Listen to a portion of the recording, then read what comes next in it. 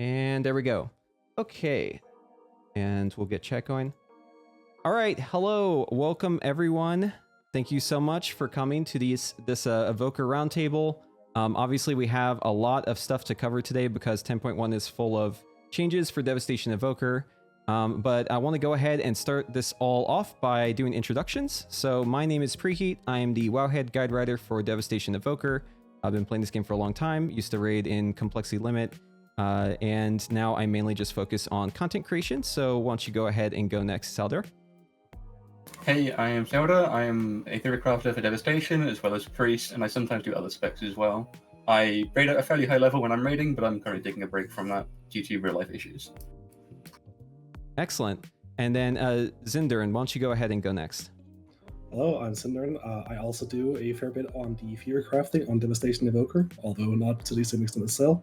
I am a lover of all things statistics, and I'm excited to be here. Excellent. And Jereico. Hey everybody, Jereico here. Spent a ton of time with Devastation on the beta. Been doing sort of content creation and guide writing for Devastation since then, and doing sort of casual cutting edge rating and plus sort of stuff on live. So happy to be here. Thank you so much. Yeah, thank you all so much for showing up. So I just want to get started by talking about specifically what's changing. We're going to kind of talk about like the 10.1 stuff first. Obviously, Blizzard has come out and like outright stated that they don't like that we are clipping our disintegrate. But why don't we go ahead and explain what clipping disintegrate means for the layman. Jereico, why don't you go ahead and explain that for us? Sure. So just to give it a quick little primer, channeled spells in World of Warcraft sort of work like damage over time spells in a certain sense. So you sit there, you cast them, and while they're casting, they tick sort of on a schedule. Disintegrate has 4 ticks per channel. It ticks on 0 right at the beginning, right at the end, and 2 in the middle. And the idea with clipping is that we find an opportunistic spot sort of within that channel to interrupt that cast of Disintegrate and interrupt it with either another cast of Disintegrate or just stop casting altogether and sort of place a filler spell next. This can be a little bit unintuitive sometimes because you figure, hey, I'm casting my big spender and I want to use all my resources as efficiently as possible. I want to get that full cast off. But it turns out, for a couple different reasons, for cooldown reduction and for sort of dealing optimal damage, that's not necessarily always the case. So that's kind of how we've gotten to this state here with clipping. Cool. And then Saeldur, why don't you go ahead and tell us like how the APL currently handles clipping so that people can understand it, what the sim is doing. Right. So, technical standpoint, the sim doesn't the sim waits until every single tick of the spell, and on those ticks, it will evaluate whether it should stop or continue casting the spell. So that means that if the sim will get to, in this case, with the disintegrate, we cancel it on the 3rd tick. It will get to that 3rd tick, and it will check some parameters, like, which currently is just, are you in Dragon Rage? If you're in Dragon Rage, it will cancel disintegrates for another spell. That has a delay of about 100 milliseconds in the sim. That's the delay it has when it try and realistically simulate a human. It's potentially a bit low, but that was the number chosen before the patch, and we haven't fixed it yet. So that's how the sim does it. Excellent. Thank you both for that fantastic explanation. So basically, the clipping is a big part of like dealing good damage as Evoker. If you're out there playing Evoker on your, in a raid boss, I'm sure that you're familiar with it if you've been reading the guides, the theory crafting, all that good stuff. But it is, it definitely is unintuitive, right? Like normally you would expect to use your spender like fully. But there also is kind of, in my opinion, a bit of a silver lining in kind of how it makes the gameplay feel, because it makes your cooldowns feel much different than like your standard rotation, right? It feels much more fast paced. But it also makes it so that you have more time to readjust, if your character like has swirly spawning under their feet or anything like that. So definitely seems like with the change, if they are intending to fix clipping, if they actually are successful in doing that, then it seems like we'll probably be a little bit more stationary or having to rely a little bit more on hover while we do our damage, which brings us to the next thing. So they aren't fixing this, but I do want to give just a quick shout out to it as well. Zindurn, why don't you go ahead and tell us what hover weaving is, or just like using hover during the GCD? Right, yeah. A lot of people still miss this, although this is quite common knowledge, but Generally speaking, hover is not on the GCD. It does have an animation clip of 0.45 seconds. But the way that you hover weave is that you use an instant and then you hover, because it means that you're using that animation while you're already on the GCD. So for optimal DPS in the raid in general, you want to be doing like a burnout proc or an Asher strike when you're canceling or clipping, then into your hover when you're expecting movement. And a good example of this is when you need to do movement on Terros, for instance. Yeah. So you'll always be casting. And Evoker is like a class that has tools to really never stop casting, which is going to be really important with the changes to the way Disintegrate is going to function with new causality. Yeah, I feel like those changes are definitely going to make it like even more important that you're doing that, since you have, just like so much more hard casting or like hard channeling during your cooldowns. Okay, so I'm just going to kick this off. So I mentioned this before, but this is the exact words from Blizzard. They said, "We're thrilled with the reception to Devastation Evoker and the excitement players have expressed for the playstyle. In Embers of Neltharion, we're making targeted adjustments to a few key talents to address a nuance of Dragon Rage extension loop, where it can be optimal to aggressively cancel and recast Disintegrate back to back to maximize the effects of Feed the Flames and Causality. This specific behavior is fairly unintuitive." They use the word unintuitive there, so I agree with that. And below changes are intended to make fully channeling Disintegrate the more rewarding way to play. Additionally, we're looking to add more options for area of effect damage gameplay with the new talent Raging Inferno and a redesigned Imminent Destruction. So we'll save the second half of that for later, but let me just ask first, Saeldur, were they actually successful in making clipping not wanted or desired during Dragon Rage? No. They failed. Okay. Dragon Rage clipping is still currently a DPS game. It's early days on like redoing APL to compensate for the causality stuff, but just converting it, doing a couple of basic changes, and then trying to strip the changes with a DPS loss from having them in. So currently, still clips. All right, so I feel like that's really important to note starting off this conversation, is that we still have not achieved this goal, like the stated goal that they put out, but it definitely seems like it's way less useful. So the way they went about this changes, first off, they basically cause Feed the Flames to only be an AoE talent now. So we have basically Feed the Flames only works with Pyre, and it reduces the cooldown of Fire Breath and Eternity Surge the same. It just kind of depends on if you have Essence Burst or not. You'll either get 2 seconds or 1 second, right? Depending on if you spend Essence or Essence Burst.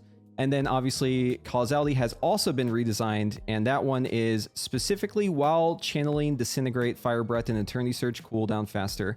Someone want to maybe give me some information on this, because I understand that this one is actually kind of problematic when it comes to how it might like incentivize or maybe disincentivize having like extremely high haste. I can take that one if you don't mind. Sure.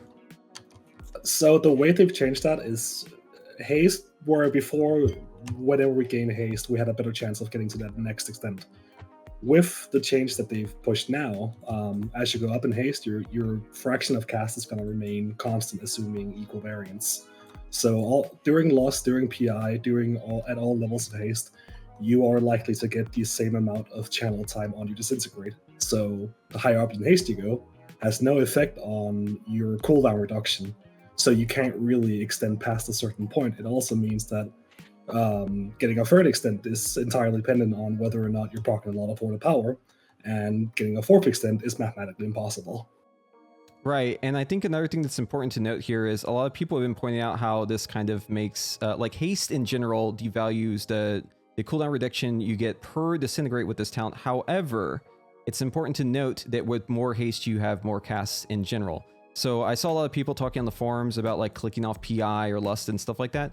We're not going to be doing that. Haste is still a very good stat for us. In fact, PI is still probably going to be good. Saeldur, I'll let you tell us about PI.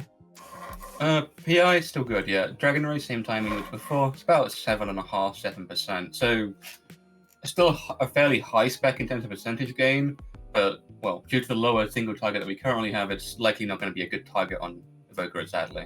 That's going to be better specs. Gotcha. Yeah, so I guess you could also put that in the bucket of like other things that are kind of reducing our damage, is being less of a priority target for PI is definitely going to make most players' damage go down. Jereico, tragic. Yeah, it is very tragic. And then next up, okay, this is So I'm assuming this change is like to try and give us like some sort of like return, right? Like some sort of like tax return on our Dragon Rage, because they're nerfing animosity. They're making animosity only 4 seconds now instead of 6 seconds, which is a pretty crazy big nerf. I mean, it may not sound like, you know, it's that big because the numbers are kind of small here, but you got to remember that's like a third of the effectiveness of this talent is essentially going away here. But they're giving us 18 seconds of Dragon Rage, so they're basically giving us like 4 extra seconds. I just want to briefly talk about this because right now, at a bare minimum, if you just boosted an Evoker, you just started playing the game, as long as you're playing correctly, you're always going to get at least 4 extensions during your Dragon Rage. That's going to be 2 Fire Breath and 2 Eternity Surge, right? That is the bare minimum. And it's all up from there, right? So 38 seconds is where the baseline is. And then obviously you can go up to, you know, way more. I'd say like 50 is usually where people end up if they've got PI and Lust and they're playing very well. Like for one of their Dragon Rages, at least during the fight. So we are now moving to a situation where we're mainly only getting 4 extensions, right? With our Dragon Rage. Yeah, you're unlikely to get 3 extensions. So you're gonna be on average getting the 34 seconds. Yeah. Yeah, you get 4. Unless something goes horribly, horribly wrong, you get 4. Yeah, so whenever I was playing, I noticed I could also... Oh, my cat feeder's going off. You can hear that in the background. Whenever I was playing, I noticed that, like, even if I didn't go into Dragon Rage with my Fire Breath available and, like, my Turning Surge ready to go, even if they were, like, 9 or, you know, 8 seconds off cooldown, I was still able to get 4, but it felt like it was really hard to get a 5th. Like, pretty much just had to be an Act of God or an Act of Hoarded Power, whichever one you want to call it, for me to get that extension. So no matter how you look at this, right? We are getting less Dragon Rage uptime, just, you know, across the board, at least 4 seconds less, basically, but probably on the higher end of that. So I'm assuming that's probably going to have some sort of impact on how we scale with Mastery, right, Jereico? Yeah, so it's still early days, and tuning will inform this to some extent, especially with these numbers specifically. But I think when all is said and done, right now on live, our top stat is Mastery by far. I would generally say we'd follow that up with a good amount of haste for various reasons, both because we're a bit of a spell spec, bit of a dot spec, and, you know, we have spells that we want to fit into windows, so haste is good. We have some pretty good crit scaling. We have things like Spellweaver's Dominance, which help that a lot. So generally speaking, Mastery, follow that up with haste and crit, and then, you know, we happen to just have a lot of burst this tier, but not really our favorite stat in 4th. When we look at the PTR, the biggest thing around single target here is really our scaling here with this new causality. And I do want to emphasize it is neutral scaling that we're talking about in terms of Dragon Rage extension. It's not negative DPS to have haste, but it is a departure from current live where having a lot of haste actually really helps you get those extra extensions and really helps you extend Dragon Rage 15 to 30% longer than you could otherwise. So given that you're not getting that extension, you will see devalued haste. You'll also see Mastery a little bit devalued as well, just by virtue of having slightly lower uptime. Is Mastery, is there enough of a loss there for Mastery to not still be the top stat? Absolutely not. Mastery is still, like, by and far ahead the top stat for Devastation to stack in terms of, you know, overall damage on a standard fight. Caveat being, you know, how does Giant Killer work, and does that profile work on every single fight? You know, that's almost a separate conversation. Yeah. But to be perfectly clear, what it's looking like right now is that crit and haste might change places maybe. You're still going to want to stack Mastery as your top stat, but did it get affected by this? Absolutely. Having that lower Dragon Rage uptime is a factor for sure in terms of the damage pattern for the spec. Yeah. So, I mean, no matter how you slice it, it may not be a huge impact, but it definitely seems like our Mastery scaling is definitely being hit by this. Also, we have another change here. Engulfing Blaze cast time increase for Living Flame has been reduced to 0.3 seconds. It used to be 0.5, and the damage bonus is now 25 instead of 40%. So obviously this is also going to hit single target as well, right? Although this talent is definitely more of a juicer in AoE, especially with Scarlet Adaptation, but going to scale less with Scarlet Adaptation, do less in AoE, do less in single target. Saeldur, can you give us like a picture of how much this is going to affect single target specifically with the current stats and with the new setup? Overall, or just that change?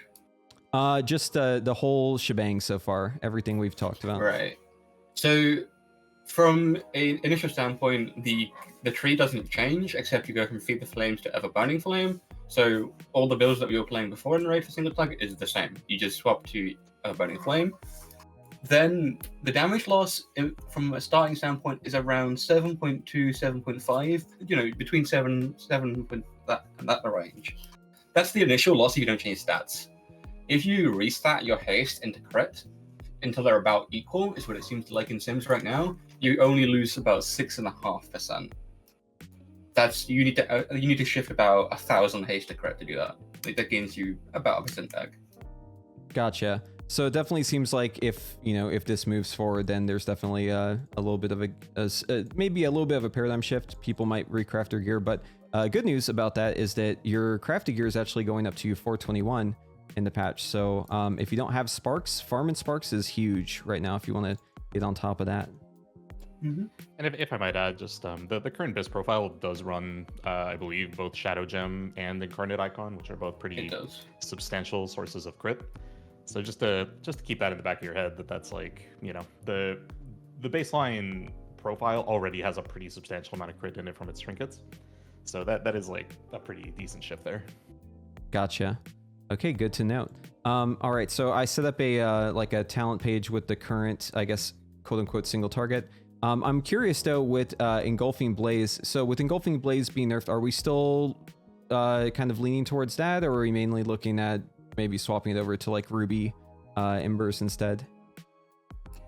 It was still running Engulfing Blaze from what I could tell. Okay. There were the other option was basically you remove all of the points from that area. All 3 of those points, you put 2 points in Honed Aggression and 1 point in Imminent Destruction. And that was the next best option. Okay, interesting. So wait, so which one were you pulling out of again to go on the So you remove Engulfing. Okay. You remove Engulfing, put the point in Honed Aggression. Okay. And the next point, put it in Honed Aggression as well. You have to do this one by one, otherwise your tree will break. Do I also drop Power Nexus as well, or? Yep. Okay, cool. So we'll all move 3 that. points go. Gotcha. Oh, well, I guess that makes sense, right? Because it's single target. And then 1 into Imminent Destruction. Okay, cool. Yeah, I mean, so like, I think the left side of the tree has always kind of been weird with this, right? Because like, you go from Pyre cost to Power Nexus, which is like, I mean, it's like good for like running around and questing, right? But like having 6 Essence doesn't really change much as long as you're spending them throughout the fight. It's only for like the beginning, right? And then, or if you're just like not using Essence for a while. And then Engulfing Blaze was like the whole reason why we pat that whole way in the first place. So if you're just undervaluing Engulfing Blaze, you're pretty much just, saying, all right, we just don't go that way. We just put those points elsewhere.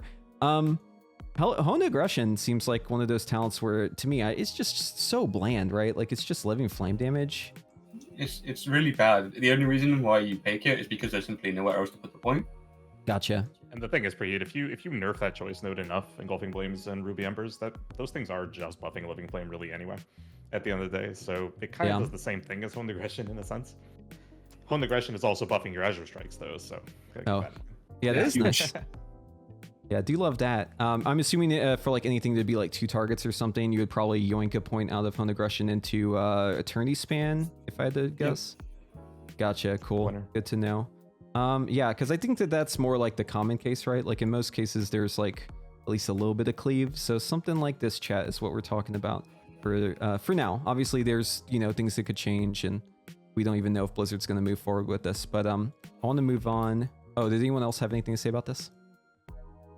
Okay, I'm going to move on to the next part here. So this is where we get to the more AoE-centric talents. So we're having Imminent Destruction redesign. We mentioned taking one of those for single target still, just because there's not very much competition down there for single target spells or for talents, right?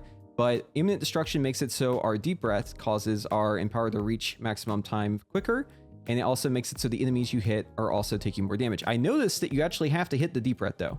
Like you have to hit the enemy to get the damage buff, right? Because it applies from the Deep Breath. So I don't imagine this is something you could like prep ahead of time, right? Like you have to actually have the boss in combat to get the Imminent Destruction buff. Yeah, it's a vulnerability on the enemy. Right? Gotcha. Is the bonus. So yeah. So this obviously is a great talent in AoE because it means that we, get just like way more empower damage on our initial empowers, which are probably going to be during Dragon Rage. It probably also means that we wouldn't want to tip the scales on the first set because they're going to go so much faster. If you haven't tested this out on the PTR, definitely go check it out. It makes your empowers go crazy, especially with Lust or if you have PI. And obviously it makes you do a lot more damage. And then moving on to the next talent, Raging Inferno. So this one is going to be right there with Volatility in Firestorm on the left-hand side. We basically get a huge Firestorm radius, 50% larger, which you might not think that's that big, right? But like it's a really big circle because we're talking about like area, right? So it's not 50% more area, it's 50% more radius, which is like 4 times the area, I think, or something. I don't know. I haven't done the math, but it's much bigger. And tanks are going to have a harder time getting enemies out of this, I think. Let's hope. They'll find a way. Sorry, I was trying to make a joke there. Yeah, no, obviously you don't want your tanks running out of the Firestorm, but it does increase our pyre damage by 25%. And one thing that's really cool about this is it basically means that we can just spend all of our essence and all of our essence bursts during Firestorm, because Firestorm is a 20-second cooldown with a 12-second duration, which means we have 8 seconds to kind of wait and build our Charge Blast stacks and get our essence and essence burst prep for the next Firestorm. And then once we place that, we get to fire off all of those pyres again. And Zindurn, it actually does affect those pyres from your Dragon Rage as well, right? It does, yeah. So I'm really excited for the picture to be painted where we run Imminent Destruction, we run Blazing Inferno, and we set up our dream 20 stack CB, and we pull the pack. We deep breath for the setup, use our Firestorm. We press Dragon Rage, set the skill Fire Breath, and instantly die. Yes, really excited. Because we have aggro. Exactly. Yep. Yeah, I mean, like, so what I like to say about this is, like, imagine, okay, everyone knows how bad Evoker threat is right now. If you're playing Evoker well in Mythic Plus and you're not playing with a Hunter or a Rogue or like a Warrior Tank who's really quick with the Mass Taunt, right? Like, everyone knows just how it goes in the dungeon with cooldowns. You go into a pack, you press your button, even though you felt like you waited long enough, you didn't wait long enough. Your pyres hit everything, you pull aggro, and now the tank is mad at you, and you're having to kite the mobs around in circles while the tank tries to get them off you. Evoker threat, in my opinion, just feels like completely out of control. But hey, we're buffing it by at least 25%, it looks like, so that's gonna be really fun. Oh, another thing that's kind of weird about this too that I want to just shine a light on is the fact that we're using Deep Breath as kind of an opener now, and doesn't that kind of feel at odds with how the talent for Deep Breath, Tyranny, kind of makes us want to play, where it's more of an execute? So I'll jump in just because maybe I actually expect that you and Zindurn probably have more experience in sort of hierarchies, let's say an M+. I will say, right off the bat, of course, right, it's at odds with like the stated goal in the tin. The idea being you take Tyranny, it says, hey, your Deep Breath's going to do as much damage at full health as it does at low health, and you know what? You want to maybe give yourself an option to do a little more damage at low health when your mastery is starting to fall off. So Deep Breath then sounds like a good thing. But then when I look at the rest of the kit as well, I have like Terror of the Skies, which means that maybe I want to be using Deep Breath as an opportunistic stun in like a rotation or something like that, or even, earlier, right? And then I have Imminent Destruction that's saying, as soon as all the enemies are grouped, I want to send it insta because I want to just blast, right? So is that at odds with maybe how you've been playing Deep Breath in keys right now on live? Or like, how does that look for you guys? So for me personally, the way I've always viewed it, especially if we're running Onyx Legacy, is that it is a lot worse to lose casts than it is to, getting a good value.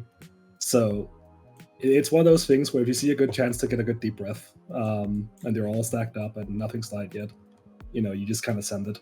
So yeah, I mean, there is that micro optimization to gain from waiting, but it's also like across a key, how much time have you really wasted with it off cooldown?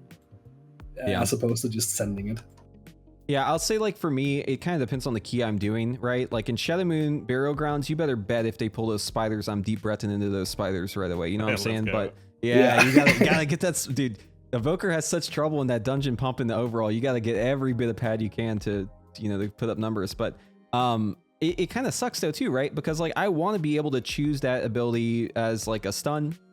It's very, very useful as a stun, right? Especially for weeks where it's like raging and you're running a pressing roar anyways. You can like prep them and then hit them with a really long, stun with it, since it is a 3-second stun, same as like leg sweep, I believe. Now is also 3 seconds. So very good utility on that ability. Evokers in general just have like really good stops with wing buffet and tail swipe, right? Obviously the stun from deep breath, but I'm gonna go for more damage in like pretty much every case, right? So I'm probably just gonna open with it if that's better to do. Yeah, I think there's a very likely case when you start pushing higher keys, if you are running imminent destruction, that you might just be taking Tear of the Skies off, just so you're not DRing your stuns for your party. And Spanky actually sent me this image. So here is the size of Firestorm with the new talent. So if you're wondering how big, the new talent for Raging Inferno, that's the name of it, the new talent for Snapfire is, or Firestorm is, it is this big, very large circle. Very hard for tanks to pull it out. Okay. And so more on AoE. So obviously AoE stonks sound like they're doing great. I mean, we're just getting all this extra damage, right? You could effectively think as of Raging Inferno as like just 25% more pyre damage, since you can pretty much use all of your pyres during Firestorm, except for obviously in Dragon Rage, you would just keep spinning them, right? But Imminent Destruction, pretty pog. We love having just more damage, casting our powers faster. But I want to go back to the first point. So Feed the Flames, right? We were talking about how it reduces the cooldown. Effectively, Feed the Flames just is better now for AoE, right? Than it used to be, because it affects Eternity Surge as well by 2 seconds if you have Essence Burst. You want to go ahead and talk about the implications here? Or I guess, let me rephrase that question, Saeldur. Do we still get a good amount of extensions in Dragon Rage with the new Feed the Flames? Short answer, yes. Long answer, kind of no. But there's nuance for that. So the new version does not work with volatility. The old version did from causality. So you used to get completely absurd cooldown reduction on Eternity Surge. You used to get like 10-second Eternity Surges, if you remember, on AoE because of volatility procs. Don't get that anymore. However, in general, you get way more CDR on both abilities because it's now 1 second or 2 seconds on Essence Burst. So yes and no. Gotcha. It kind of evens itself out. Yeah, I did very much enjoy the volatility procs with causality. That was like awesome. It felt like just like an added bonus to like doing AoE, where it almost, I mean, it wasn't like funnel, but it kind of felt like you were in a way just getting more like cooldown reduction. So it felt a little bit better to flip out some pyres. But yeah, so I did some tests with like Lust, PI, and my character has very high haste. I'm rocking like 34,000 haste. And I was able to pretty consistently get the third extension on my Fire Breath and on my Eternity Surge, like on target dummy tests, which means that, that's a lot of Dragon Rage uptime. And obviously it's less now because we get 4 seconds instead of 6 seconds each time, but still really, really good. So Jereico, what's your impression so far of just like the AoE redesign? Yeah, so I want to almost separate how excited I am for some of these new buttons and the new toys, and how it really adds on to the sort of dragon fire blasting class fantasy, right? Like I like what's happening here. I like the idea of rolling up on a pack and throwing down a deep breath and amping my spells. I love, okay, let's drop a circle and now my pyres are kicking even more ass. That's awesome. Like, there's some cool ideas here in terms of taking spells that are sort of seldom used right now and like trying to make them a little better by improving some of their shortcomings, let's say. And for what it's worth, the class is already pretty good at being able to deal sort of this like strong AoE burst, so to speak. However, there are a lot of caveats to that they sort of curb a lot of my enthusiasm, so to speak. So the one is threat, and I won't get hugely into the threat thing right now since it's going to be a theme throughout. But to be clear, part of that whole class fantasy of just going hard and bursting is curbed by the fact that you have to be very considerate about how you're pushing those burst abilities, and that really takes away from the let me pump as hard as I possibly can right on the pull here. Another one is that a couple of these abilities might be a little bit at odds with each other in terms of how exactly you want to set up your pull and M+. Like, do you want to lead with a deep breath? Do you want to lead with the Firestorm? Is it going to be like all right, fly in with deep breath, then drop the Firestorm, then go into Dragon Rage, then start sending pyres? Like, sure, I mean that's the dream, but maybe that's like a lot of setup for the average person. I don't know. I think it's pretty cool. The biggest takeaway for me though, and I really want to emphasize this because this is a big one for me, is what it means to build a talent tree for M+ right now. kind of working through this tree, picking up the things that I think will be really cool for AoE, and then realizing that I'm like pretty hard neutering my single target throughput and my single target potential once I start doing that, and realizing that, oh, that's kind of a problem for keys, because I need to be able to deal boss damage. That's a good opportunity for us to kind of caveat into what a build would look like for AoE. So I'm going to go ahead and get my screen shared here 1 second so that y'all can see it. And then I want you to walk me through on, or if you can just see the stream on Twitch, just walk me through what you would run to try and get like an AoE build for Mythic Plus. Let's say we're going all in on AoE, right? It's like fortified weak, nothing special about it, just big AoE and a big, like Algathar, for instance. Thing. So I mean, I personally think even Algathar, and you guys can let me know if somehow the crackhead top evokers are not doing this, but you still want, I think, some disintegrate damage to be able to hit those bosses. So, oh, absolutely. So to me, and I've written this in my feedback post, I think that top of the tree, that first tier, 4 keys, it's a pretty mandatory 11 points that you basically build that top. You go down to volatility on the left, go down to Dragon Rage, and you go down through Arcane Intensity on the right. I think those 11 points are pretty locked in. Gotcha. There's a world where you're fighting Council, and you go back into Lay Waste, and now we're memeing with Deep Breath again, but I really think that 60% Disintegrate is just something you can't pass up if you ever want to deal boss damage. Yeah, it's just too big. You have to take Causality, even in keys. Yeah, for sure. I mean, like, if you don't have cooldown reduction on your Disintegrate, your Dragon Rage is going to be the wimpiest thing in the universe. Yeah, absolutely. There's other reasons for it as well. You have to take Causality because you need to path Charge Blast, and it's the most efficient way to charge the path, to get path, and get Charge Blast. Some conversations, and Saeldur, you're going to like the term priority damage, that some players have elected not to take Charge Blast, so that they can, focus a little bit on those bigger enemies in packs every once in a while. This echoes with emoji. Please take it. This is a funny one just because it echoes a conversation that had been coming up with Shadow in the last little bit with running Mindseer builds versus not running Mindseer builds, and the argument being presented is, oh, but I can deal more priority damage if I'm not pushing Mindseer. It's like, okay, well, maybe, but well, I mean, in our case, we do have like a slight amount of funnel from Charge Blast if there's more than one target stacked on the boss whenever you press your Dragon Rage. That's all I'm saying. It's a very small amount, but it does. We're gonna get memed on Twitter. It's gonna be, if anyone's paying attention, we're gonna be right under the feral. The feral memes. Oh my god, the feral memes. Yeah, no. We don't really have that. The funnel's nothing for us. It used to be for Eye of Infinity. Remember that spell? Hey, let's talk about Eye of Infinity for a little bit. Hey, so Eye of Infinity, we'll get back to this. So quick caveat. So Eye of Infinity used to be kind of like the end all be all spell or talent that we always took as Devastation on the beta. It basically made it so that whenever our Eternity Surge crit, we would get a Essence Burst back, which was really strong, really awesome. And the best part was it actually worked with Scintillation.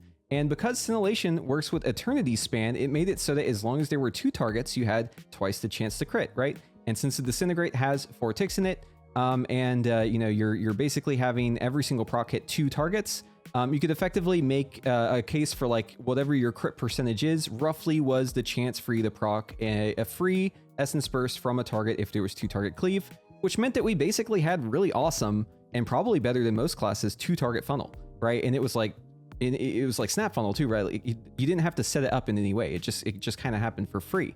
And obviously Blizzard saw this and they were like, okay, this is, you're channeling Disintegrate too much. We don't like this. We're going to change it. They nerfed the crap out of Eye of Infinity. They made it 1 essence cost, right? And then they turned around. They said, you know what? We went too far. We need to actually boost this back. So we're going to make Eternity Surge now cost 2 essence. My question is for y'all, what's going on here? Because causality seems essential now for every mode to play, except for if you're just doing like a council meme fight and raid.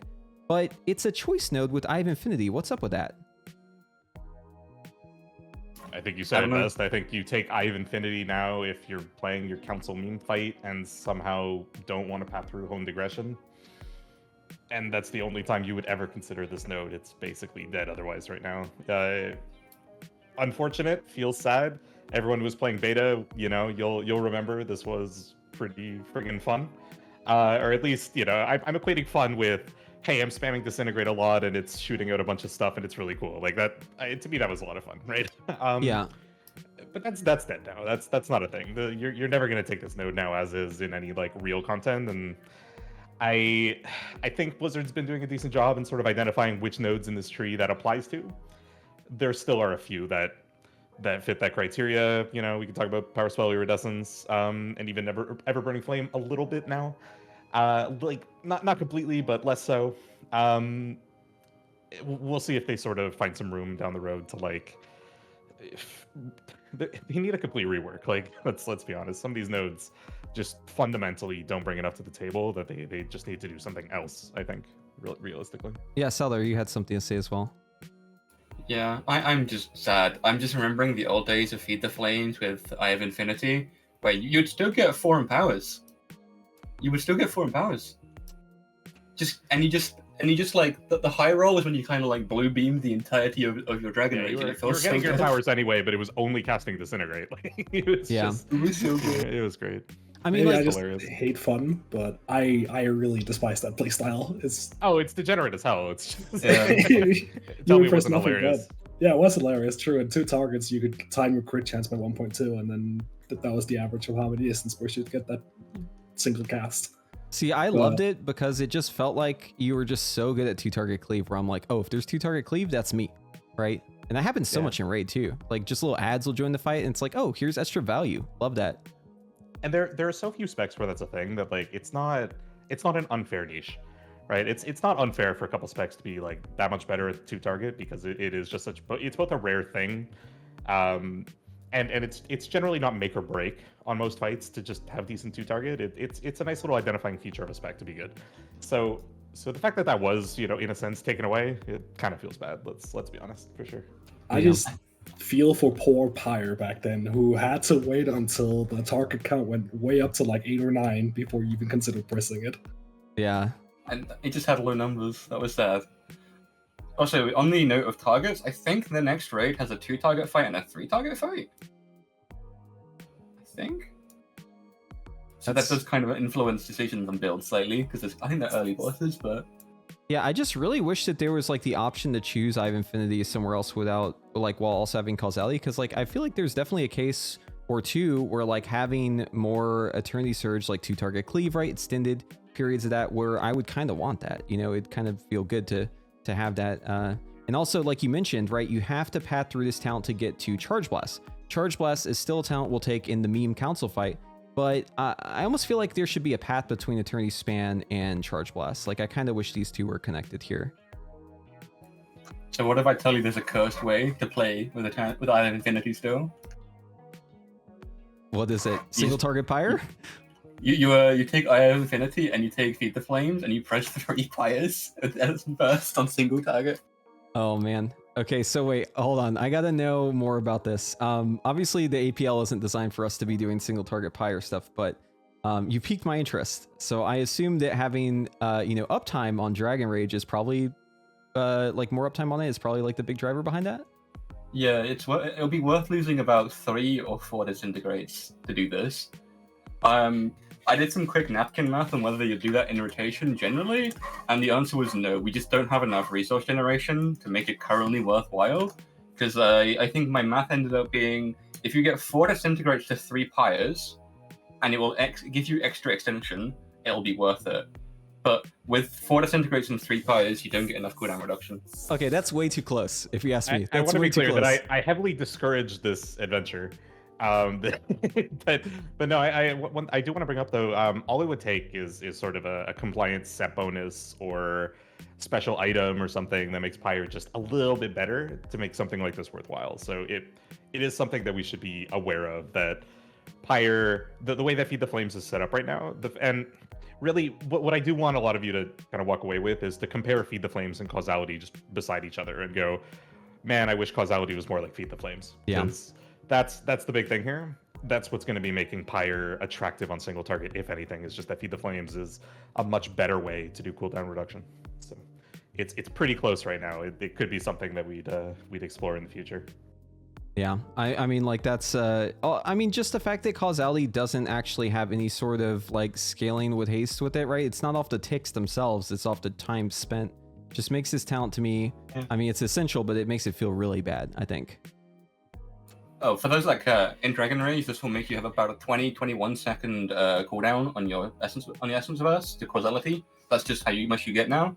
And outside, on average, it's about 25 seconds of cooldown.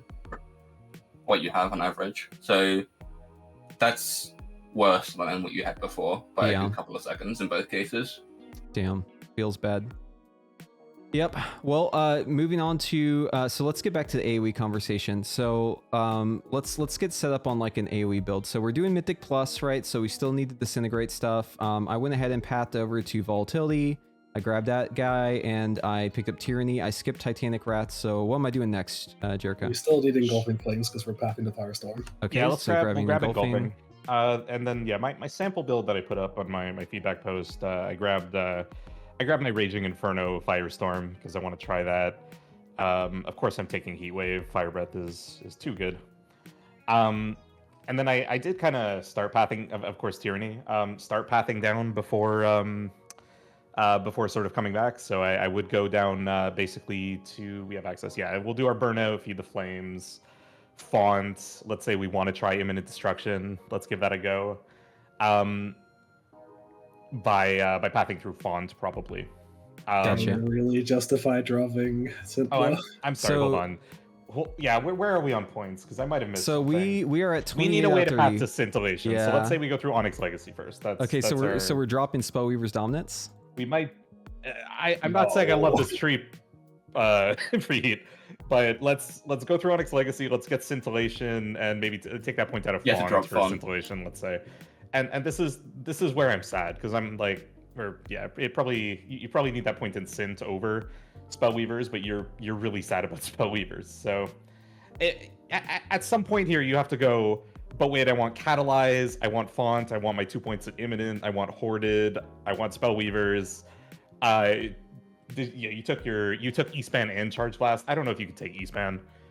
Who knows? Like, okay, it's just there are a lot of notes here where I'm like, I'm starved. I'm really hurting for points. Let's like cover the ones because there's a lot of these that are like up on the chopping block. I'd say they're like really good Mythic Plus, right? Obviously, Catalyze very good for bosses, right? So not dropping that's gonna feel bad. Eternity Span, you're going to want this anytime there's 2-target cleave, and not having it's going to feel really bad, right? Obviously, but something's got to go. Charge Blast is just like, 15% more damage on Pyre. You could think of it that way or more, right? If you've Azure Strike. And then obviously Onyx Legacy is cooldown reduction on Deep Breath. We love that. Scintillation, I would say probably an essential talent. Anytime you're pressing Disintegrate, this is just such an important talent, right? I think the damage gain you get from this is last time I ran the numbers, it was like 16% damage increase for both points. It's easily one of the most powerful nodes on the tree. Yeah, it's like Natural Convergence and that one are like the top dogs. But I did notice that having one talent in Scintillation gave you around, last I looked, this was before we had like the tier gear even. It was a long time ago, but it was like 14% versus 17. So it was like, it seemed like a lot of the package deal is from, that might have actually been because of Old Eye of Infinity. Now. Yeah, what is it now? About 8% a point, I think. 8% a point, or like okay. Or 7% a point. It'd be a little better than half value, but it should be close. Yeah, if it's at 8% a point, that's not really something we can drop then, right? Because that's just like you're gonna be still needing to kill bosses. So yeah, I mean, like Imminent Destruction, cool new toy, flashy, love it, right? But like, what do we think? Hoarded Power more important? I think we're gonna drop drop Imminent Destruction. Actually, closer to 6% a point. Sorry. Sorry, say that again, Saeldur. Sorry, I said closer to 6%. I just checked. 6%. Okay, thank you. Zindurn, you were saying. Yeah. I was saying I don't think we have the point for Imminent Destruction. I think Hoarded Power and Spellweavers is just better. Yeah. Like it sucks, right? But it's just ID just doesn't do enough to offset those really big power players that we've got. So hold like, on. Allies. So hold on. Let me get this straight. So what if? Okay, so we're using Imminent Destruction potentially, maybe, right? Chance of it, maybe in single target, but in AoE, it's like, no, we don't got enough points for this. See, this to me feels like an issue, right? Because I feel like there's just so many points I want in the capstone area for AoE, but then for single target, it's like the opposite. It's like there's hardly anything. Like the competition for single target is so low but the competition for AoE seems so high, right? I think here's an issue. Yeah, sorry, go. The issue isn't AoE or single target. The issue is M+ specifically. If you try and build a pure AoE tree, it's actually pretty painless and you get everything you want. However, if you try and build an Mythic Plus tree, you cannot get anything, pretty much. Gotcha. Yeah, that feels just really, really, really rough. What I would like to see is, I would love if this choice node, this has always kind of been the issue with this choice node to me, aside from Snapfire not proccing on Ezra Strike, obviously. I wish that this choice node was above the waterline for the capstones. And I wish that there was a way to get to burnout without having to go Fall of Magic if you don't want to pick up Firestorm. Because, in single target, going back to that conversation, in single target where we're like going Everburning Flame, if you like tip the scales on Fire Breath and you have max 4 in power on it, unless you have Firestorm, like you can't extend it, right? Like there's just not, like it's not feasible to keep it up, right? And I almost feel like in those cases, like I wish I could just like jump over Fall of Magic, like put a point into it, but just like turn it off, you know what I mean? And that to me just indicates that like maybe there's, maybe it feels like it's in the wrong place. Like I kind of wish I could have Fall of Magic be where Catalyze is, and Catalyze where Fall of Magic is, because Catalyze I always want, right? Like Catalyze is a fantastic talent. So what are your thoughts on that, Jereico? Yeah, so I mean, I think you nailed that one, is that burnout is actually just so quintessentially nice for single target, especially as sort of a movement cooldown as well. As a movement, and anytime you have sort of instant cast procs, that really helps with sort of single target flow when you're fighting bosses and that sort of thing. But it is, again, it's in this sort of predominantly AoE corner where we have like around it the improvement of Firestorm, the upranking of Empowers that you're never going to do on single target, Imminent Destruction, which again could be a single target meme, but really it's like it is sort of focused for M+ with like upranking Empowers, and then to the bottom left now, Feed the Flames isn't relevant in single target, so we have like and Everburning Flame that maybe comes into play on single target, but really doesn't mesh very well either. So, I mean, your suggestion of like swapping the two, at the very least, that would sort of give you a coherent pathing of like Catalyze to burnout. But I do think in general, what probably needs to happen is, God, I haven't given this enough thought. So we're gonna spitball here. Let's go for it. They probably need to move around just, I think, a few of these things in terms of like what's single target, what's AoE. Maybe reduce the cost of some of the things on the AoE side, but make it like harder to get to, or make it sort of that you need to path maybe a little more intelligently through it, but maybe move your Catalyze to a place where it comes more naturally out of single target talents. Font, being something that you're only really going to want in AoE, but like Catalyze, anytime you're pushing Disintegrate, you really want that thing. So yeah. I don't know. I don't have a great. I think you guys honestly have given a little more thought to like how to change the existing tree in ways that are a little bit better. It's clear to me that there is something here that's just fundamentally wrong, and I have some problems when I actually try and build the tree out. That I mean, and it's not just costs, because a lot of these things are just powerful 1-point nodes, right? But that there's a lot at play here when I want both competitive AoE gameplay and also to be able to deal enough single target to be relevant on bosses, right? They worded it in their post as like more AoE options, right? So I understand a world where they're like, maybe they don't want you to take Firestorm and Imminent Destruction. Fair enough. But at the same time, it's like, all right, well, maybe I take one of those and then like I still have to sort of go around picking up all these like 1-point talents, still have to take Scintillation, and then, figure out it's still pretty tight at the end of it, even if you just skip one of those 2-point investments. So yeah, I mean, anyway, there's like a certain level of like the choice itself should have some sort of like pain, I guess, involved if the tree is good and you're actually like making distinctions between builds. But I think that the main point is, and this is what you're kind of talking about, right, it's just it feels like the organization is maybe a bit off, right? And you basically have to path through talents you like wouldn't want, or you have to skip talents because of how the pathing is. And I do agree, like if they're going to be changing the tree this fundamentally, right, and they're completely redesigning like what talents are doing, like how they're even effective in the first place, I feel like the current way that they have the tree set up doesn't really fit the new design of it. I think that to me is like the biggest issue I have here. If I can jump in terms of like the talent tree design as well, I think for AoE, it looks pretty fun to play, which is the end on be all. Everything else can be tuned. For me personally, once we go into single target, once we've built that out and we start playing it, Evoker as it stands, Devastation is not an APM high spec, it's getting worse. Clipping's still a bonus, but it's not by much.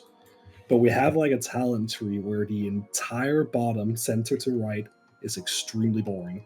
Like Order Power is not very interesting, Power Swell is not interesting, and Iridescence is not interesting. So if you're doing these sweeping changes, I think there's a lot of room here for the APM you're taking away and the complexity you're taking away to adding in 1 or 2 extra buttons and playing around with that.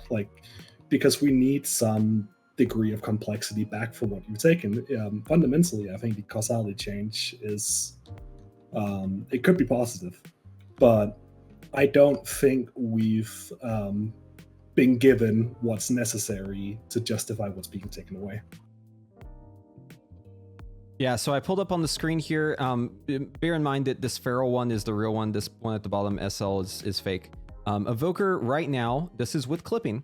This is pulled from Simulation Craft. So using the APLs for each class that have been provided, the T29 profile, for those of you who are unaware, this is basically like the quote unquote best in slot that each class, hall, or whatever you want to call them, Discord group, organization, each like theory crafting group for classes put together as like their like waterline. It's like, here's how much damage we do, right? Some classes obviously put more work into making theirs really, really optimized for damage, but that's not what we're looking at here. We're looking at actions per minute. So this is basically how many times the Robo Evoker has to press an input in order to do the damage that it does. Did I get that right, Sal? Yes. Okay. That's 33 times is how many buttons it's pressed, literal buttons. It does include off-global spells, so everything that has an off-global counts as an action per minute. It's just, I had to press something, therefore I pressed something. Right. Now. And this is like, so this is with clipping, right? Like this is the current one. So if we look at a future without clipping, if we take the changes at face value and we assume that that's how the class is going to be played, we can only assume that actions per minute is going to be going down, right? Because if you're pressing less disintegrates, you're letting your disintegrates fully go off, right? Every time you cast Disintegrate in Dragon Rage, if you're not clipping, let's say for instance, right, then you're at least holding it for 1 extra tick, right? 1 or 2 in some cases, if you've like chained them together. But regardless, Devastation Evoker already the lowest action per minute, and this will actually go even lower. Now, why does this matter? So actions per minute is just a metric that just kind of indicates how active you are playing, right? It's not an indication of how difficult your class is to play. Obviously, Arcane Mage is very low down there as well, but it's a very complex spec to play, so don't, equate this to complexity of like your rotation. But it can be used as a way to indicate like how it feels to play, right? Like whenever you're playing the game, you're pressing buttons and you're doing boss damage, right? I don't know about you, but I kind of prefer something that's definitely higher, right? Like I want to be at least doing 1 action per minute, right? 60 action per minute. So it's like 1 per second, roughly. But it feels like Evoker is just really, really down in the bin here. I sent you a new sim for PTR. Oh, excellent. You're going to pull up the PTR one? Nice. Blizzard. Wait, what's this? Blizzard stole my Egu. Okay, so let's look look at at Alex. Yeah. Okay, so yeah, 33 action per minute. Yeah, so I mean, this is like you're basically doing something every 2 seconds, roughly. You could basically summarize it as that. Wow, that's rough. Oh, I guess this kind of brings us to our next topic. So we've been talking about how the changes are going to affect single target. Obviously, we all have kind of I think we all kind of agree in the sense that like we may have mixed feelings on how clipping is doing, right? Like in how we like a clipping, but the fact remains that like without clipping, it really feels like the spec is kind of bland, right, Jereico? I think it should go without saying that like one of the primary criticisms, if you sort of read the room, you talk to friends who have tried Devastation, that they go, yeah, it's neat, I'm a dragon, but like it's not as interesting or as complex as my main spec. Like I only have a couple buttons. It's kind of like a ranged demon hunter, you know what I mean? And like we could talk about it all we want, but to some extent, the very basic flow, the basic rotation, the I push my filler and then I push my spender is like it's pretty straightforward. Have a couple of empowers that you upkeep, you keep up your dot. It's about it, right? A couple of the spots where in combat and in in raid that we really try and flex and that we really show that we're better players is sort of preparing for movement by using hover super well, so that we can sort of minimize the time spent running around like a chicken with our head cut off. We're still pushing our good damaging buttons.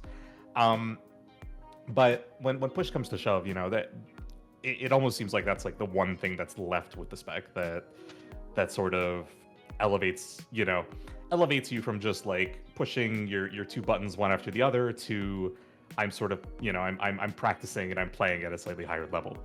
I'm not one to say that to put this sort of succinctly, I think there's a difference between skill expression in terms of like playing well versus skill expression in terms of like I know this like esoteric fact or I have this weird knowledge about how the spec works that other people don't. I think the latter is kind of like that's kind of degenerate. I don't think it's helpful. I think when things are unintuitive and weird, that puts people off, and that's not like a great thing.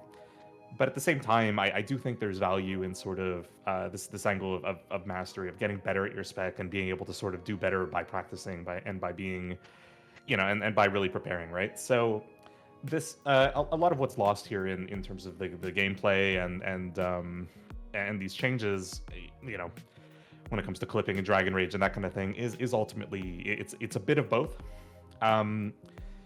To me, I really like the minigame. I was a big fan of Surrender to Madness back in the day with Shadow Priest. I really like this sort of race against time where I need to. It's not necessarily the APM, but it is the like okay, I need to be executing my rotation like pretty cleanly without. It's a thin margin. Yeah, absolutely, right? Like if I get interrupted by a boss mechanic or something, it's usually my fault. Usually, and when it's not my fault, I get sad. But when it's my fault that I've sort of lost uptime because there was like a mechanic or something like that, that feels like something that I could improve next pull, right? And that's something that I think is really cool. Is this chasing a better result by sort of playing better, and that's something that's very obvious with the minigame because you just have better uptime on Dragon Rage when you succeed. Yeah. Right. I think I'll leave it there for now and tack on if there's a little more. But that's what I really like about the current play style. Not necessarily the clipping part, but the fact that you are chasing this sort of better outcome from better play. Yeah, I think for me there's some magic in the Devastation rotation that currently exists, and regardless of how you feel about clipping, it definitely is unintuitive, I will admit. But there's not really much else, I guess, in terms of single target complexity. Like if you're talking AoE, there's definitely some nuance there, right? Like you can actually play way better than someone else and deal a lot more damage if you're really effective at banking damage at the end of the pull to use at the start of the next pull with your mastery, or just like doing other things rotationally that you wouldn't normally do. But I think in general, the magic for me is using Dragon Rage and getting those extensions and being able to reach those new tiers, right? It almost feels like you're playing, like you're gambling whenever you're doing Dragon Rage, because in a way you are, right, with Hoarded Power.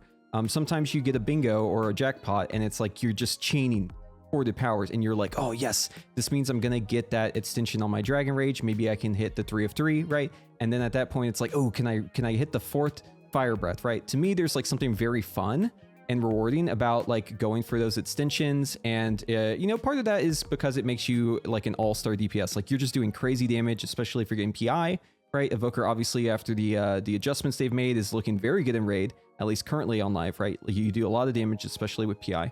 But the reward you get for playing the game correctly, it feels so great, right? Because you're getting all of these extensions. Your Dragon Rage is a really long duration, and it's almost like a watermark that shows like what you're doing if you're able to get those long extensions. Not only that, effective empower usage just means you have like more uptime on your tier bonuses, right? And you get obviously more empower uptime or tier bonus uptime from your empowers if you're getting longer Dragon Rage, right? You get more cooldown reduction. And to me, this is like the mini game that's fun. Like I don't necessarily like the clipping aspect of it, but I do really enjoy the extensions you get on your Dragon Rage. And also the fact that your cooldowns are varied, right? Like your Fire Breath is coming off cooldown at a certain time, your Eternity Surge is coming off cooldown a little bit later, and it's always a little bit later, so you have to like plan it out in your head how this is going. All of these aspects of the spec are going away because there's no more like chasing Dragon Rage extensions. There's no more considering how you're going to fit your Fire Breath in your rotation or your Eternity Surge in your rotation, right? And there's really no like watermark for like playing well. It's just, you know, how well can you hover weave essentially is going to be the new way that you like differentiate yourself from other people playing the class. It just feels like a lot of the difficulty of the class is being removed. It feels like it's being stripped away.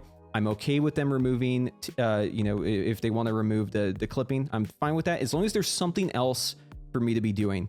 Because I mean, y'all play other classes, right? Like, how would you rate Evoker difficulty versus, you know, other classes you play, right? Obviously, Jereico, you play Shadow Priest. Saeldur, you play Shadow Priest as well. Zindurn, I'm not sure what else you play, but Jereico, how would you rate the difficulty of Evoker compared to like Shadow Priest, for instance? Yeah, and that's it's a funny one because ultimately, like, Shadow, historically speaking, has been just a similar thing where like once you get the muscle memory down, you actually have a surprising amount of movement from like good instant casts and that kind of thing. Mastery actually makes it a lot easier to play the spec, but I'd say in general, I mean, Devastation has to be one of the most accessible specs right now, without a doubt. It has maybe like half to a third as many like active buttons as a lot of other specs. It's so much easier to just pick up and play. And once you sort of overcome this hurdle of like, again, you know, understanding, for example, how clipping works, or understanding that you can hover on instant cast, once you have that knowledge, it's one of the most straightforward specs to pick up and play for sure. Like there's no question in my mind. I still find it a lot of fun. That's why it's very much my main. And frankly, I had some frustrations with Shadow, which sort of pushed me away from it. But at the end of the day, I mean, I wouldn't necessarily describe this as a difficult class. And when, you know, when we're sort of looking for opportunities to improve and to look better, and, you know, I don't want to say chase, you know, Warcraft logs rankings, but frankly, you know, to have a goal. It's fun to do right? damage. Like, we're damage dealers. Exactly. We want to do damage. That's fun, right? Right. That's where for me it's like the more there is there to chase, to sort of, you know, look for sort of a better outcome. That's where I'm losing the to some extent the difficulty there, that there is like that there's anything sort of to chase after this, right? So yeah. I mean, it should be easy to pick up and hard to master, right? Like, that's the ideal design for a spec, in my opinion, is like easy. You can just pick it up and go, right? It's got very few buttons. You obviously can get a feel for it very easy compared to, you know, Arcane Mage, for instance, but then there's all these layers to it that you can go deeper. I wanted to ask you next, Saeldur. So obviously you play Shadow Priest. I don't know if you play anything else as well, but how would you rate like the difficulty of Evoker currently, and what are you kind of gauging the effect of this patch, the 10.1 patch as well? So difficulty wise, I rate current Evoker like about as hard as BFA Demon Hunter was. If anyone here played BFA Demon Hunter, the rotation was basically, can you fit 2 death sweeps or sometimes 3 death sweeps in an I-beam in the demonic window, and that was the spec. That's what this kind of feels like to me, with how the clipping and the extinction works in Dragon Rage. You're trying to fit the correct number of things in a small window, and as long as you can do that, the spec is like really easy, right? But after the changes, like, I don't know if I want to call it BM Hunter, you have to press hover and BM doesn't, but you know, it's on that direction. It's a path towards BM Hunter. Yeah. And Zindurn, do you what other classes do you play, by the way? I've actually played a fair few things. I played Mage, I played Warlock, I played Lance and Shaman, but it's really hard to compare Devastation to anything and call it difficult, isn't it? Like, right now, I consider Evoker, in terms of the skill ceiling, like a 3 out of 10, and then after the changes, it's going to be like a 1. There's really not a lot of things you can do. And it goes back to the things I said about the class tree, that in order for us to have something that we can chase towards and something we can optimize, there needs to be an avenue of complexity. But right as the changes are now, there isn't. And it'll just be chasing disintegrate uptime. Yeah. I mean, I will say, like, it is a new class, so obviously whenever a class is new, there's a lot of players who play it incorrectly, right? But if you look at, like, I like to look at Warcraft logs for, like, Raid Finder, and look at all percentiles just to get, like, a feel for, like, where, like, the baseline, like, the average player is, right? And if you go there and you look at those, I'll get it pulled up on the screen, but if you go there, you'll notice kind of a shift. 1 second.